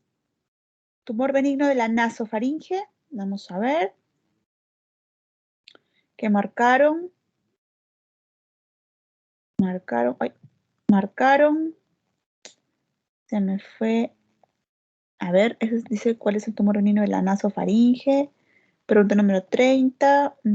Paciente con diagnóstico. Indicación. Tumor benigno. Han marcado angiofibroma. Muy bien. Esa es la respuesta. Entonces, la nasofaringe, llamada también cabum, ¿no? Cabum, tiene un tumor y el tumor benigno más frecuente es justamente eso, el nasoangiofibroma juvenil, ¿ok? Que para mí, a mi gusto, debería llamarse nasoangiofibroma puberal. Así debería ser, ¿verdad? ¿Por qué? Porque se presenta en los adolescentes varones, adolescente, ¿verdad? Sangrado y obstrucción nasal en un adolescente varón, ¿verdad? Adolescente chibolito, 12, 13 años, puber, ¿verdad? Porque es un tumor que se alimenta de testosterona. Entonces, es un tumor vascular, aquí lo están viendo, ¿no? Con características de tumor vascular, rojito, ¿no? Con vasodilatación, con zonas dilatadas, ¿no? Bien sangrante. Y ese es el tumor que da tanto sangrado, ¿no? Es un adolescente varón que puede tener otitis, ¿no? Porque también tiene afectación de la trompa, ¿no? Está bien atrás, está en el cabum, entonces puede comprimir la trompa.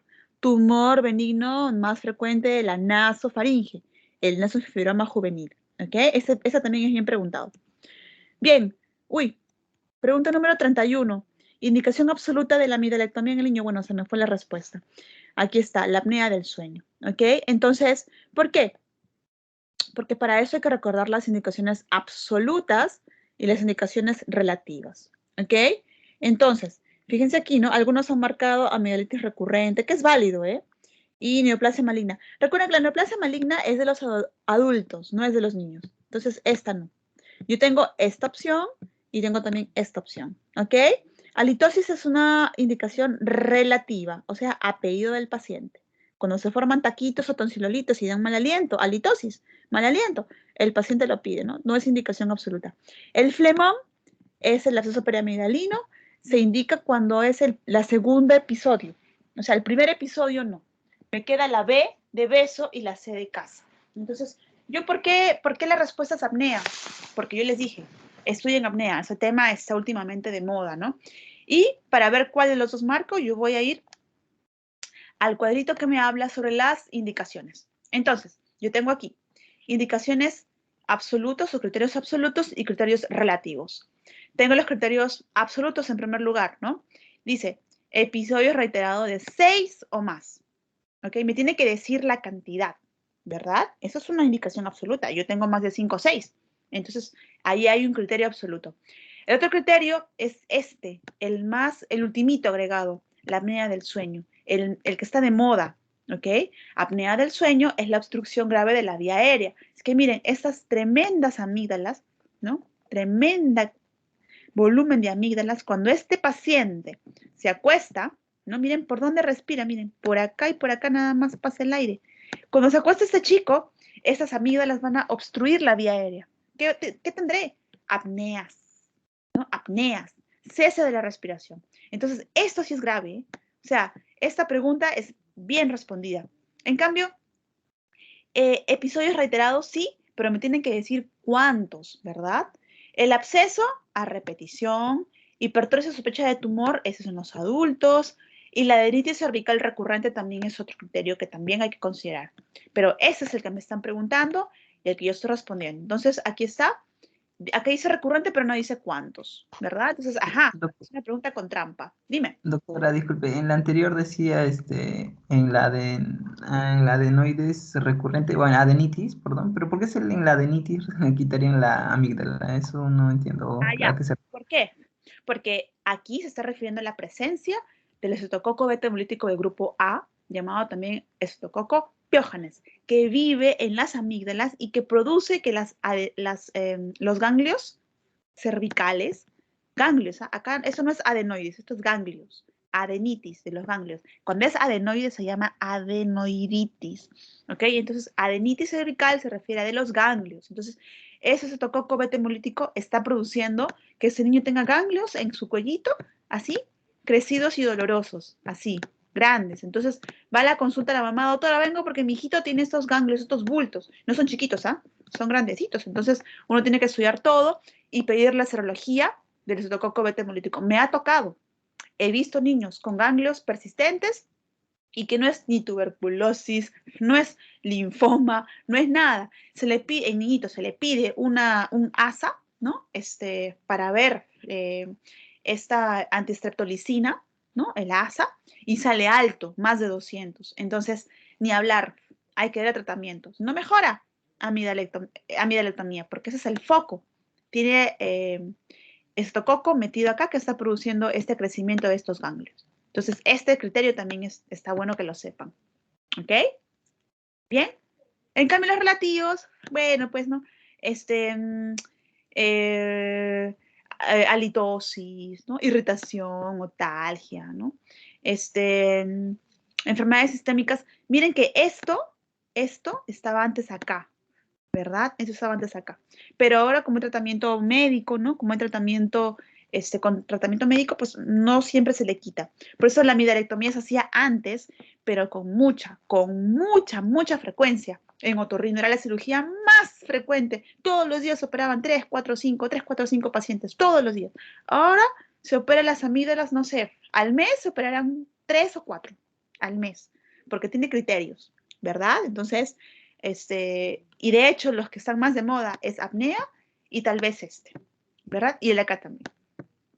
Vamos, ¿todo claro?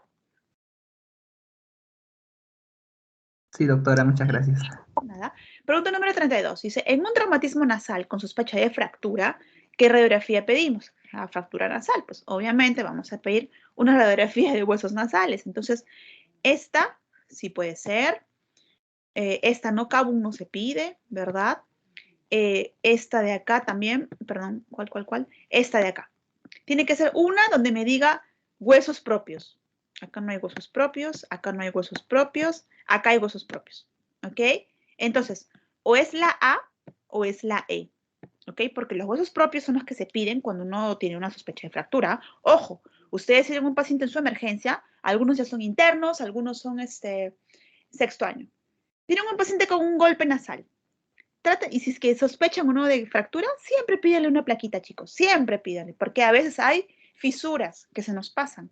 A veces hay fracturas que se nos pasan y el paciente recién, cuando va a la consulta del otorrino, recién le pedimos la radiografía. Siempre pidan, además que hay mucho problema médico legal. Entonces siempre piden una plaquita para que estén tranquilos, ¿no? Con su informe médico y con eso la mandan al otorrino. Entonces, ¿qué plaquita? ¿Cómo se llama? Se llama radiografía lateral de huesos propios, ¿no? Ahora, ¿será mentonazo o será frontonazo? ¿Cuál de las dos? Bueno, para que nunca se olviden, la mentonazo placa es la radiografía, así como su nombre lo dice, ¿no? Empieza con M. Si ustedes invierten esa M, que tendrán una W. Esta radiografía se le conoce también como la radiografía de Waters, la W de Waters, ¿no? Así. Entonces, la mentonazoplaca es la de Waters. Y además, esta M corresponde al seno maxilar. Entonces, les repito, para ver una sinusitis maxilar, se pide la mentonazoplaca, también llamada radiografía de Waters. Miren que es una M, al revés es una W, la Waters, ¿no? Pero ¿por qué pide usted, doctor, una Waters? Porque justamente, vamos a ver acá, aquí, esta es una radiografía de Waters, acá está cómo se hace, ¿no? Aquí lo que se hace es, se aprovecha en ver el seno maxilar y en golpes o traumatismos lo que me permite ver es la rama ascendente del hueso maxilar. Yo puedo ver si es que hay fractura o no. Por ejemplo, acá está la fractura, miren. Acá está la fractura. Esta es esta imagen radiolúcida. Lo voy a borrar, lo voy a poner de nuevo para que ustedes puedan ver. Aquí está la fractura. Miren, este pedacito, o sea, esta imagen radiolúcida corresponde a la fractura, ¿ok? Entonces, además de esa, pedimos la radiografía de lateral, ¿verdad? ¿Qué me permite ver? Me permite ver el seno maxilar, ¿verdad? La mentonazoplaca, ¿no? El seno maxilar, ¿no? También me permite ver las ramas ascendentes del hueso maxilar para fracturas. ¿Bien? Pirámide, eso es, pirámide ósea. Esto es, ¿no? La pirámide ósea. ¿Ok? Vamos. 33.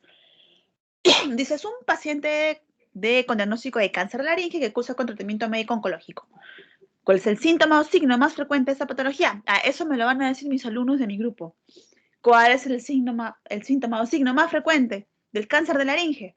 Disfonía. Lógico, pues, ¿no? La disfonía.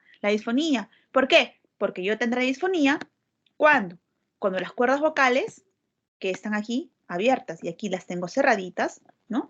Tienen algún problema en su superficie, ¿no? Edema, tumor, masa, eso es disfonía, ¿no? Acá hacen abducción y acá hacen aducción. Cuando hablamos, hacemos la voz en aducción. Por si acaso, cuando estamos hablando, la voz sale en aducción. Y siempre lo hacemos en expiración. Nadie habla en inspiración, ¿no? Hola, ¿cómo están? No, nadie habla inspirando. Todo el mundo habla en expiración. Entonces, aquí está la tráquea, ¿verdad? Y cuando hablamos, lo hacemos así con las cuerdas cerraditas y luego se abren y se cierran, ¿no? Y en expiración siempre, ¿ok? No se olviden, ¿ah? Bien, pregunta número 33, enano. Y aquí va. Esto es también para que nunca se olviden. ¿Qué características o qué síntomas tiene la patología en laringe de acuerdo a la ubicación? Por ejemplo, un cáncer o un tumor de glotis, ¿qué me dará? Disfonía, pues no, lo acabamos de ver, ¿no? Cantado, facilito. Un cáncer de supraglotis, ¿qué me dará? Disfagia, o sea, síntomas digestivos. ¿Pero por qué, doctora? Porque justamente en la supraglotis, al costadito, atrasito, está el esófago, ¿no? ¿Se acuerdan esa imagen que yo les puse en sus clases de pregrado, ¿no? Así acá están las cuerdas vocales y acá está el esófago, ¿no? Arriba, en relación a la epiglotis, bien arriba, atrás, bien arriba, bien arriba. Entonces, si yo tengo un tumor en supraglotis, arriba, ¿qué me dará? Disfagia, pues, ¿no? No va a pasar los alimentos, no puede tragar ese paciente, no puede pasar los alimentos al esófago. Y si el paciente tiene disfonía, es porque aquí están las cuerdas vocales, ¿no? ¿Qué tendré yo? En subglotis. Aquí, ¿no? Perdón, disnea. Esta paciente con un tumor me dará obstrucción. ¿En dónde? En la vía aérea superior. Entonces, ¿qué me dará? Disnea y estridor, ¿verdad? Disnea y estridor. Entonces, ¿por qué? Porque el problema está en la subglotis, está bien alto. Subglotis ya pertenece, por si acaso, a tráquea, ¿eh? Son los 3 primeros anillos traqueales. Entonces, aquí, 1, 2 y 3. Los 3 primeros anillos traqueales son subglotis, ¿ok?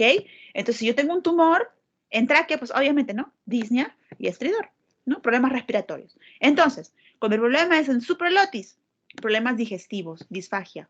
Cuando es en glotis, problemas en la voz. Cuando es en subglotis, problemas o síntomas respiratorios. ¿Ok? No se olviden, esa diapositiva es bien brava. Vamos. Número 34, en la OMA en los lactantes, y no solamente en los lactantes, en los adultos, en los ancianos, en las gestantes, en todos. ¿Cuál es el agente etiológico más importante? El agente etiológico más importante es, y lo marcaron sumamente bien, el neumococo, ¿ok?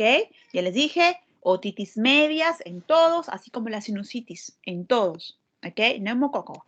35, la estructura anatómica que permite, dice, el paso de una infección desde la faringe al oído medio es, acá está pues claramente, ¿no? La trompa, pues, ¿no? La trompa de Eustaquio une la nariz, mejor dicho, la nasofaringe al oído medio, ¿verdad? Hasta acá, al oído medio, ¿ok? Trompa de Eustaquio, también conocida como conducto faringotimpánico, ¿ok? Pero últimamente es más famoso decir trompa de Eustaquio, por si acaso. No vayan a marcar trompa de Falopio como lo han hecho 2 de sus amigos, porque eso corresponde al área de gineco. Esto es otra cosa, lo han puesto para distraer, ¿no? Pero es trompa de Eustaquio o conducto faringotimpánico. Cuidado, cuidado con esto. Ok, número 35, enano.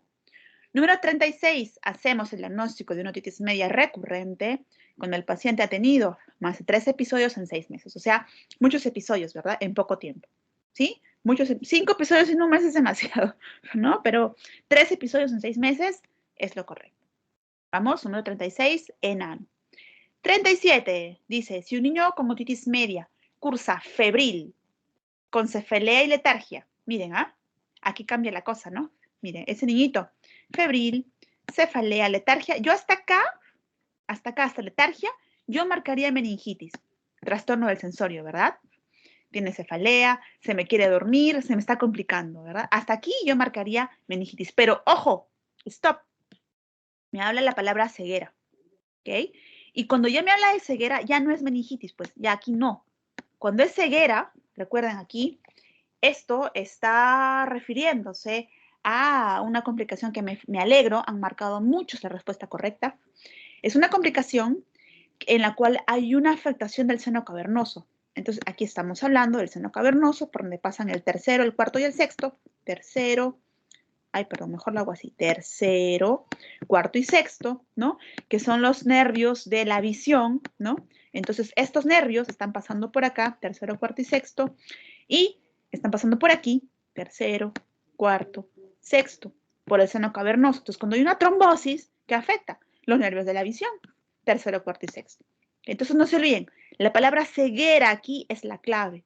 La palabra clave, la que me da la respuesta, es la ceguera. ¿Por qué? Porque el seno cavernoso, pues, está en anatomía muy cerquita al tercero, cuarto y sexto. Aquí se los puse. Acá está. Entonces, miren, el seno cavernoso, ¿no? El tercero, cuarto y el sexto, ¿no? Que son los nervios oculomotores, troclear, abduces. Entonces, esos nervios son los que están pasando justamente por aquí, por el seno cavernoso. ¿Dónde está el seno cavernoso? Pues está encima del seno esfenoidal, ¿ok? Encima, bien cerquita de la hipófisis, ¿ok? Entonces, esto es como se va a presentar el paciente, ¿no? Con ceguera. Además puede hacer quemosis, ¿no? Quemosis, que es el edema de la conjuntiva, ¿no? Problemas del ojo, ¿no? Edema de la conjuntiva, ¿no? Edema perorbitario, ¿no? Alteraciones de los nervios craneales, el sexto es el más común, ¿verdad? Y disminución de la agudeza visual. Entonces, y fiebre, ¿verdad? Entonces, la respuesta es trombosis de este seno. Palabra clave, ceguera, ¿ok? No se confundan, no vayan a marcar meningitis pensando en letargia, ¿no? Miren la palabra ceguera, que es la que les va a dar la respuesta. Bien, número 38. Dice, escolar con diagnóstico de OMA, que presenta desplazamiento del pabellón auricular hacia afuera y hacia abajo, facilita, eso ya lo hemos visto, es una mastoiditis, ¿no? Acuérdense del desplazamiento, ¿no? Acá la palabra clave es desplazamiento del pabellón auricular, ¿ok? Desplazamiento del pabellón auricular hacia afuera y hacia abajo. Eso es lo que me da la respuesta, el desplazamiento, ¿ok? Entonces, la respuesta 38, C de casa. 39, dice, esta está fácil, pues, ¿no? Ya esta pregunta está ya regalada. Solamente un par de alumnos, o 5, ¿no? Marcaron serosa. ¿Por qué serosa? Caramba. A ver, dice, pregunta 39. Es un lactante de 9 meses, traído por presentar desde por la mañana irritabilidad. Llora, ¿no? Llanto, se jala la oreja derecha. ¿Por qué creen que se jala? Porque le duele, pues, ¿no? Es que hay dolor. Antecedente de una semana antes tuvo resfrío común. Entonces, resfrío común, ¿con qué se complica? Con otitis media aguda, ¿no? Dice, membrana timpánica congestiva abombada, es una otitis media aguda, ¿verdad? Y disminución de la movilidad porque hay pus. Entonces, marcaron serosa algunos, o supurada. Bueno, para que sea supurada, amigos, lo que tiene que haber es secreción, ¿ok? Y aquí me dicen que está congestiva, abombada y no se mueve, pero no hay secreción u otorrea. Entonces, es supurado es porque hay secreción. No hay, por eso no la marco. Podría ser, ¿no? Pero no está, no hay secreción. Serosa. ¿Por qué no marco serosa? Porque la serosa es producto de la hipertrofia de adenoides, en la cual en la serosa hay burbujas, ¿verdad? Hay burbujas, hay nivel hidroaéreo, hay moco. Esa no duele. En la serosa solamente hay hipoacusia, no hay dolor. Y aquí me dice que hay dolor, ¿no? Y está irritable, ¿verdad? Se agarra la orejita, se jala, porque le duele, ¿no? Entonces, la otitis media serosa se caracteriza por la hipoacusia. Aquí no hay dolor. Entonces, lo que hay es un tímpano lleno de moco, ¿verdad? Esta de acá, ¿sí? Entonces, esa no duele, ni la mamá ni cuenta se da, ¿no? Ni cuenta se da. Y además se relaciona mucho la otitis media serosa con adenoides. Y aquí no tiene clínica de adenoides, tiene clínica de un resfrío que luego le dio otitis media aguda. Entonces, la respuesta es C de casa. ¿Ok? Antecedente, importante el antecedente, chicos. Eso es recontra importante, el antecedente. Si fue a la piscina o a la playa, jamás va a ser ningún problema de otitis media, ¿eh? Jamás. Eso es otitis externa o tapón de serum. Bien. 40. Microorganismo causar más frecuente la otitis externa maligna. Pues para responder esta pregunta hay que recordar cuáles son los gérmenes que producen la otitis externa. Entonces les voy a decir, la maligna está producida por la pseudomona. Esa es la maligna. ¿Ok? La difusa también la produce la pseudomona. Y el estafilococo produce la localizada o forúnculo, la localizada. El resto no son, esta no es de otitis externa, esta es de media. Esta es de media también, y esa también es de media, ¿verdad? Los que afectan la otitis media no dan externa, ¿eh? Son diferentes. Recuerden en la media, primer lugar, otitis media, neumococo. Segundo lugar, el Haemophilus influenza. Tercer lugar, en la otitis media, moraxella, ya, en la media. Y en la externa tenemos el estafilococo, la localizada, y la pseudomona, la maligna y la difusa. ¿Ok? Entonces la respuesta de la 40 es enano, y vamos a ver por qué. Acá hay un pequeño resumen, ¿no? En la externa bacteriana, ¿yo qué tendré? La localizada o forúnculo, ¿no? Donde hay una infección de un folículo piloso por Staphylococcus aureus. Está acá, miren, un forúnculo, ¿no? Típico, ¿no? Un granito, pues, ¿no? Es la localizada o forúnculo. ¿Bien? O circunscrita, ¿no? La segunda, esta es la más preguntada, la más importante, la que viene en todos los bancos, la externa difusa, que ya hemos hablado bastante, ¿no? La pseudomona, en primer lugar, acá se va a producir un edema intenso del conducto, miren, hay secreción, otorrea, dolor, es la del nadador, ¿ok? Ambas, la circunscrita y la difusa, se van a tratar con gotitas, ¿ok? Antibióticos en gotas. Mientras que la maligna o necrotizante es la del diabético, esa es la del diabético, ¿verdad? E inmunodeprimido, personas de edad avanzada, ¿ok? Diabético o inmunodeprimido, ya ven diabetes, ya maligno necrotizante. Es una relación muy, muy frecuente, ¿no? Y pseudomona, ¿ok? Entonces, la maligno necrotizante, pseudomona, afecta partes blandas, ¿no? Se mete por el cuello, por la piel, y es altamente letal, ¿ok? Esta mata. Entonces, mucho cuidado que esta es la pseudomona, ¿no? La externa maligna, pseudomona. La externa difusa, igualmente, la pseudomona, ¿ok? En cambio, la primera, circunscrita, chiquitita, localizada, Staphylococcus aureus. Bien, 41, nos faltan 9. Dice, ¿cuál es el microorganismo causal de la externa difusa? Cuando dicen así, externa a secas, solamente externa, se refieren por si acaso a esta, ¿ok? A la difusa, ¿sí? A esta. Cuando dicen otitis externa simple, es esta, ¿no? Por si acaso así le llaman. Externa, entonces es esta. Se está refiriendo a la difusa. Es la pseudomona, ¿ok? Vamos, faltan 8. Dice, ¿dónde se localiza la acumulación de sangre? En el otohematoma. A ver, vamos a ver qué respondieron. Pseudomona, muy bien. Pseudomona externa. Ah, recuerden, ¿ah? Esto acá me han marcado, muchos me han marcado estafilococo. No. Recuerden, cuando se habla de otitis externa a secas, sin ninguna palabra más, se refiere a la difusa, ¿eh? Por si acaso, vuelvo a la 41. Se refiere a la difusa. 42, dice, ¿dónde se localiza? Se localiza, han marcado casi bien, entre el cartílago y el pericondrio. ¿Por qué no en la piel? Que han marcado algunos en la piel. Generalmente uno piensa en un hematoma en la piel, ¿verdad? Es lo más común. Ya, pero en oreja no. En oreja es diferente. Recuerden, un paciente que tiene o recibe un traumatismo en la orejita, por ejemplo, un boxeador, un karateca, un futbolista, ¿no? Y viene a la consulta así, con esta masa en la orejita blandita, ese es un hematoma, ese es un otohematoma. ¿Dónde se localiza el acúmulo de sangre? Aquí, entre el cartílago y el pericondrio. ¿Por qué no en la piel?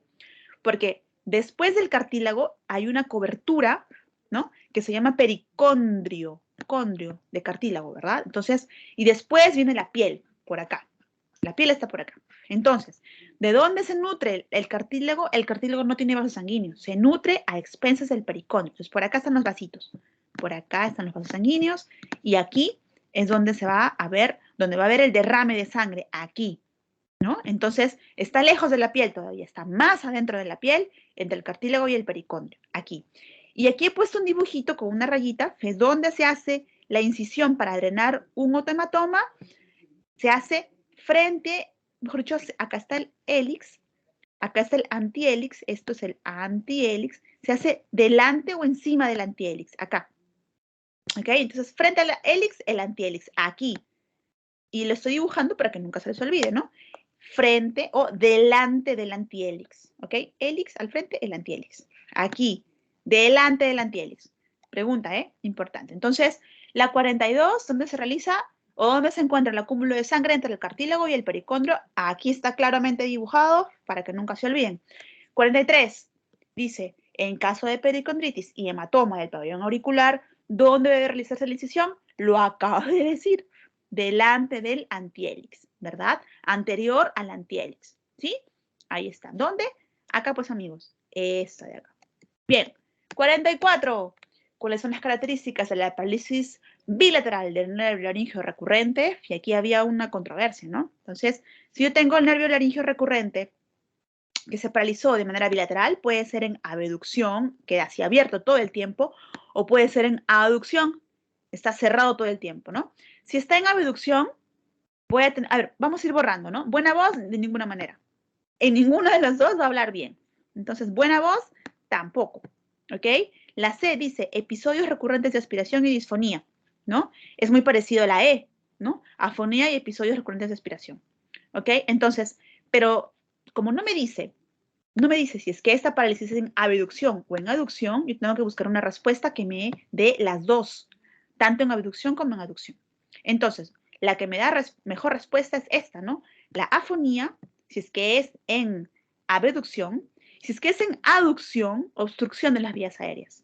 ¿Ok? Entonces, afonía, esta, ¿no? Y obstrucción de vías aéreas, esta. ¿Ok? ¿Por qué? Porque está cerrada, pues, ¿no? Entonces, esta corresponde mejor a las dos situaciones, ¿no? En cambio, si me dejara una parálisis bilateral en abducción, como acá, por ejemplo, esto es en abducción, ¿no? Aquí yo sí puedo decir que puede ser un episodio de aspiración y disfonía, porque yo sé que está en abducción. Igual acá, en enano también, ¿no? Acá también está en abducción, está así. Pero no me dice nada. Entonces tengo que buscar una opción en la cual me dé tanto en abducción como en aducción. Por eso la respuesta a 44 es la D de dedo, ¿no? Esta me abarca tanto en abducción y obstrucción de la vía aérea en aducción, ¿ok? Esa es la mejor respuesta. 44 es dedo. 45, la parálisis de Bell, ¿no? De Bell. Manejo recurrente. Aquí en la 44 se han equivocado varios. 45 dice, ya, pues está fácil, ¿no? Del nervio facial, ¿no? También llamada parálisis afrigori, ¿verdad? Afrigori. Muy bien. 46, han marcado muy bien casi todos, ¿ah? Dice, ¿cuáles son los senos para nacer más afectados en los adultos? Fácil, ¿no? En los adultos es maxilar. En los niños es etmoidal. No se olviden, a lo que hablamos siempre en otorrino, cuando siempre les hacemos imágenes o tomografía, siempre vamos a ver, y en las fotos, siempre sinusitis maxilar. Acá está el seno maxilar, acá está el ostium, ¿verdad? Siempre, siempre la que ponen como ejemplo son las maxilares. ¿Por qué? Porque son las más frecuentes. Entonces, el seno maxilar tiene 3 características importantes. En primer lugar, es lo que estamos viendo. Es el seno que con mayor frecuencia se infecta. Seno maxilar. Segunda característica es el seno más grande. Miren, el frontal será así chiquito, ¿no? Frontal, así, ¿no? Esfenoidal, chiquitito, pues, ¿no? Etmoidal también chiquitito, ¿no? Pero el maxilar es el más grandote, es otra característica. Y otra característica finalmente y bien importante es que el seno maxilar es el asiento de cáncer. Acá aparecen los tumores en el maxilar. ¿Ok? Entonces, es el seno más grande, es el seno que con mayor frecuencia se infecta y es asiento de cáncer. Ahora, les pregunto, ¿por qué es el seno que con mayor frecuencia se infecta? Justamente es por la forma de drenaje. Recuerden, el moco que se produce todo el tiempo en la nariz va a ir hacia la nariz o a drenar de arriba abajo, ya sea frontal, esfenoidal, etmoidal, todos drenan de arriba abajo por gravedad. Pero el seno maxilar tiene que hacer esto, tiene que ir de abajo hacia arriba. Entonces, por esa razón, cualquier circunstancia que afecte el movimiento de los cilios, por ejemplo, el cigarro, el aire acondicionado, un virus, ¿no? La alergia, esto genera que se estanque el moco y se infecta con mayor frecuencia. Es porque es contra la gravedad. Su drenaje es contra la gravedad, a diferencia del resto. ¿Ok? Entonces es una muy buena pregunta. Número 46 es enano. Número 47, ¿qué estructura anatómica se ve afectada con mayor frecuencia en la sinusitis? Lo acabo de decir, el seno maxilar. Me adelanté de repente. ¿Ok? Número 48, escolar con rinorrea persistente que dura más de una semana después de un resfrío, ¿no? O sea, se resfrió este chiquito y luego tiene una enfermedad probable, ¿no? Entonces, después de un resfrío puede tener una bronquitis, ¿no? Puede tener una laringotraqueitis, ¿no? Pero ¿qué pasa? Tiene rinorrea. Entonces, ¿cuál de esos me puede dar rinorrea? La sinusitis. ¿Por qué, doctora? Ah, porque hay un dicho que dice bien claro, ¿no? ¿Te enfermaste de sinusitis? Ah, es que tuviste tu gripe mal curada. Acuérdese de ese dicho. Sinusitis por tu gripe mal curada. Pues algo de razón tiene. Una sinusitis es consecuencia de un resfrío, de una faringitis, ¿no? Una rinofaringitis que se ha complicado y que ha sido mal llevada, ¿no? Y te dio sinusitis como consecuencia. Entonces, para tener sinusitis, ¿qué hay que tener antecedente para una sinusitis? El resfrío previo. ¿Ok? Esto es importante. El resfrío previo antes de una sinusitis es lo más común. ¿Ok? Ahora, doctora, ¿se dice sinusitis o rinosinusitis? La respuesta correcta debería ser rinosinusitis, ¿ah? Por si acaso. Así se llama, lo van a encontrar en todas las revistas, rinosinusitis. Sino que en nuestros bancos de Perú todavía le seguimos diciendo sinusitis. ¿Ok? De hecho, en el mundo también le siguen diciendo sinusitis, pero el término correcto es rinosinusitis. ¿Ok? Entonces, el antecedente del resfrío es sumamente importante. 49, y nos faltan 2 o 1, dice, en caso de sinusitis, cuando por rinoscopía se observa la presencia de secreción purulenta en el meato superior, los senos afectados serán, vamos a ver, que han marcado, entonces maxilar, sinusitis, escolar, muy bien. Y esta pregunta, ya casi para terminar, recuerden aquí, cuando hablamos de meatos, nos estamos refiriendo a caminos. Meatos son rutas o caminos. Entonces, los senos se van a agrupar en caminos o meatos, ¿no? Vamos a hacerlo con otro color. Vamos a ponerlo en verde. Entonces, Tenemos 3 caminos o meatos, ¿no? El superior, el medio y el inferior. Fácil. ¿Quién drena en el meato inferior? El conducto lagrimonasal. Lágrimas. Sencillísimo. ¿Quién drena en el meato medio? Este es el más importante, ¿ah? Este es el más popular, el más importante, el medio. Va a drenar el maxilar, por eso que es el más importante, porque drena el maxilar. El meato, el seno frontal y el etmoidal anterior. O sea, los senos que están un poquito más abajo. Y los senos que están bien arriba, bien atrás, al fondo van a drenar en el meato superior. Me refiero al esfenoides y en el etmoidal posterior. ¿Ok?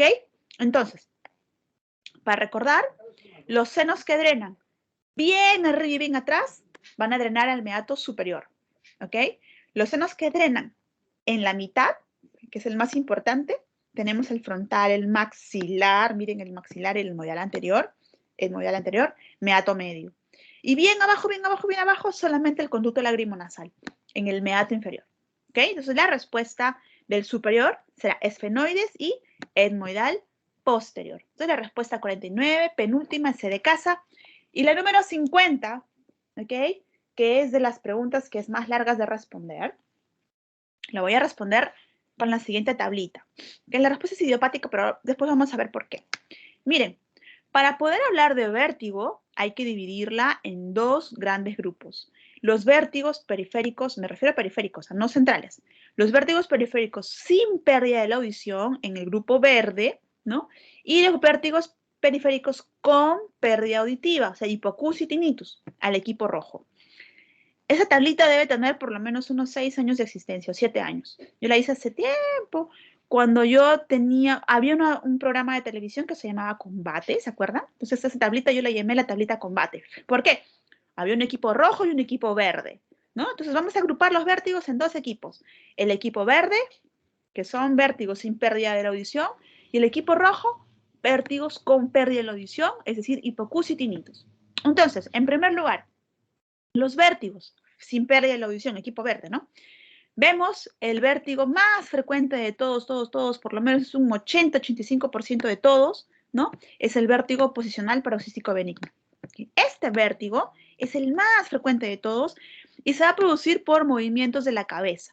O sea, cuando el paciente que está por acá, ¿no? Lo llaman, ¿no? Oye, Juanito, y Juanito voltea, voltea, ¿no?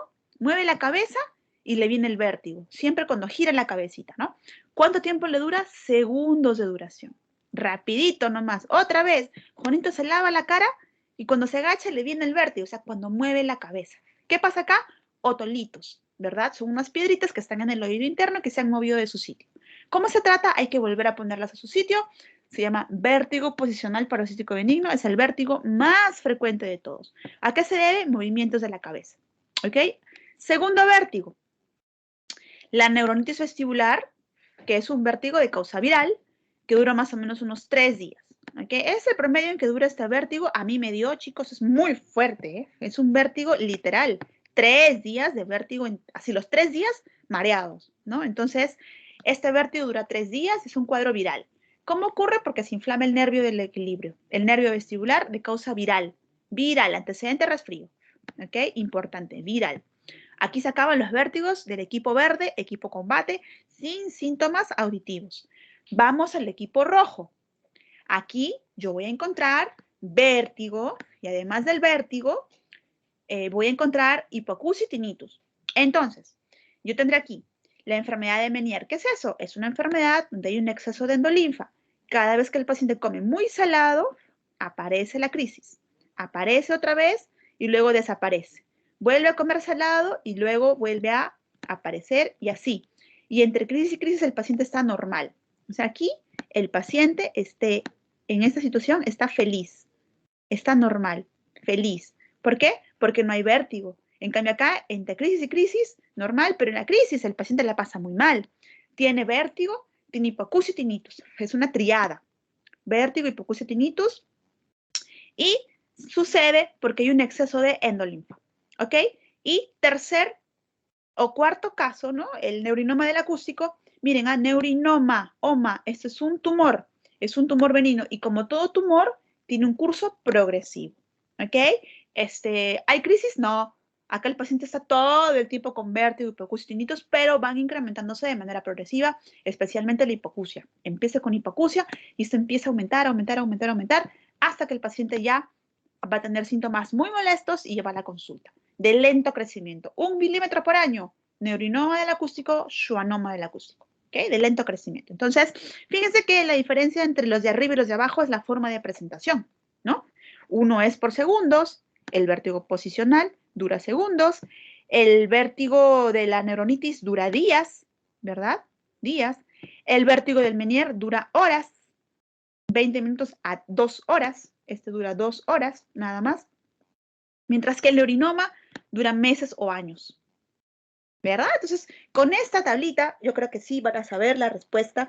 Y dice, no, la causa más frecuente de vértigo es el vértigo posicional paroxístico benigno. Esa es la respuesta, ¿verdad? Y su causa es...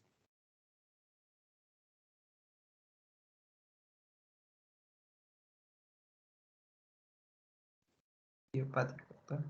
Es idiopático. Entonces, con esta última pregunta, acabo el banqueo. No sé si existe alguna pregunta para revisarlo, repasarla, no lo sé.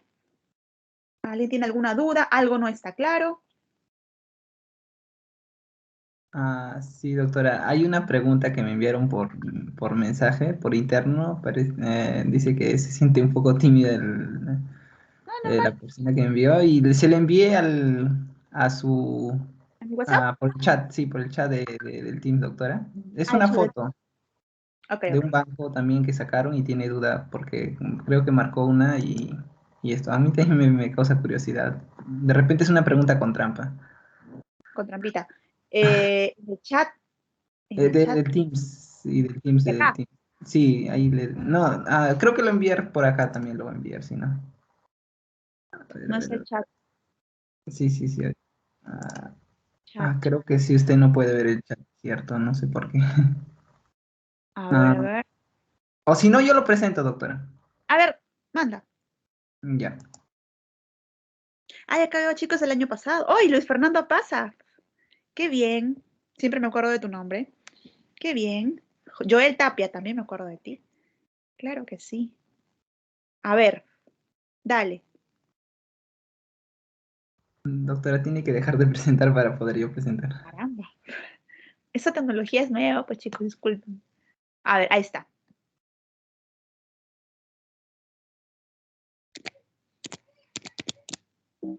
Uy, uy.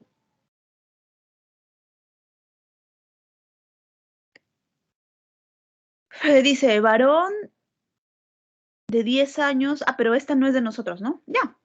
Dice, varón de 10 años es traído a emergencia hace 30 minutos por haber sufrido golpe en la nariz y epistaxis. Examen clínico se aprecia sangrado a nivel de la porción anterior e inferior del tabique.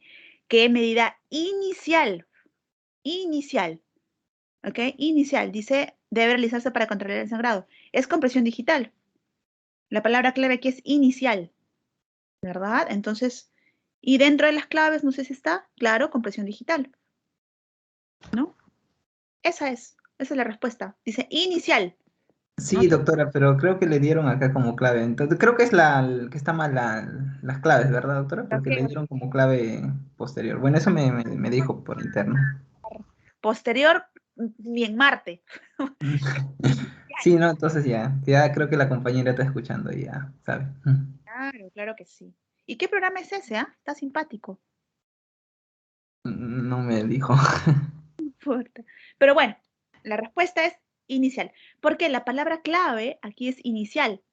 Si me dijeran la medida más importante, bueno, el tapón anterior, ¿no? Si me dijeran la medida que se utiliza cuando fue el tapón anterior, me voy al posterior, ¿ok? Pero cada uno tiene una característica. Recuerden el ABC, ¿no? O el 1, 2, 3. Entonces, inicial. Y esa yo la he visto en un banco, esa pregunta es de un banco, y la respuesta es compresión, ¿eh? Por si acaso. No, que en tu programa o en tu app está mal.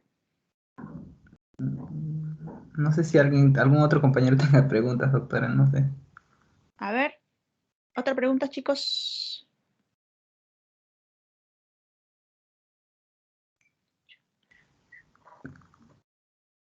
Creo que no hay. Bueno, doctor, entonces aprovecho la oportunidad para, bueno, hacerle un presente que es un certificado de reconocimiento de parte del Centro de Estudiantes de la Universidad por el apoyo que nos ha brindado, pues, ¿no? El día de hoy por la unidad de otorrinolaringología. Y bueno, de todos, todo se le va a hacer llegar a su correo o por chat también se puede hacer llegar, doctora. Y bueno, agradecerle su paciencia y las ganas que tiene de enseñarnos, doctora. Muchas gracias. Gracias, gracias, chicos. Espero sus saludos de repente por el chat. No veo el chat realmente. Pero por Ah, ahí me acuerdo de varios, ¿eh? sí, creo que no sé por qué a usted no le sale el chat, doctora, pero sí podemos escribir y verlo. Ah, ya. Genial, genial, genial. Ok, bien, entonces chicos, que les vaya muy bien. Entonces, vayan a cenar. Ya, ya es un poco tarde. Y les solicito porque estar un sábado en la noche, prendidos y estudiando, habla mucho de ustedes. Eso está muy bueno, ¿ok? Y bueno, que les vaya muy bien. ¿Listo? Muchas gracias, doctora. Hasta luego. Adiós. Muchas gracias, doctora. Muchas gracias, doctora. Gracias a ustedes. Adiós, adiós. Bye. Bueno, chicos, recordarles que el próximo sábado no va a haber el examen por motivos de horarios del doctor. El examen va a ser el día lunes 13 a las 8 de la noche. Sí, es motivos del doctor, el doctor que nos va a estar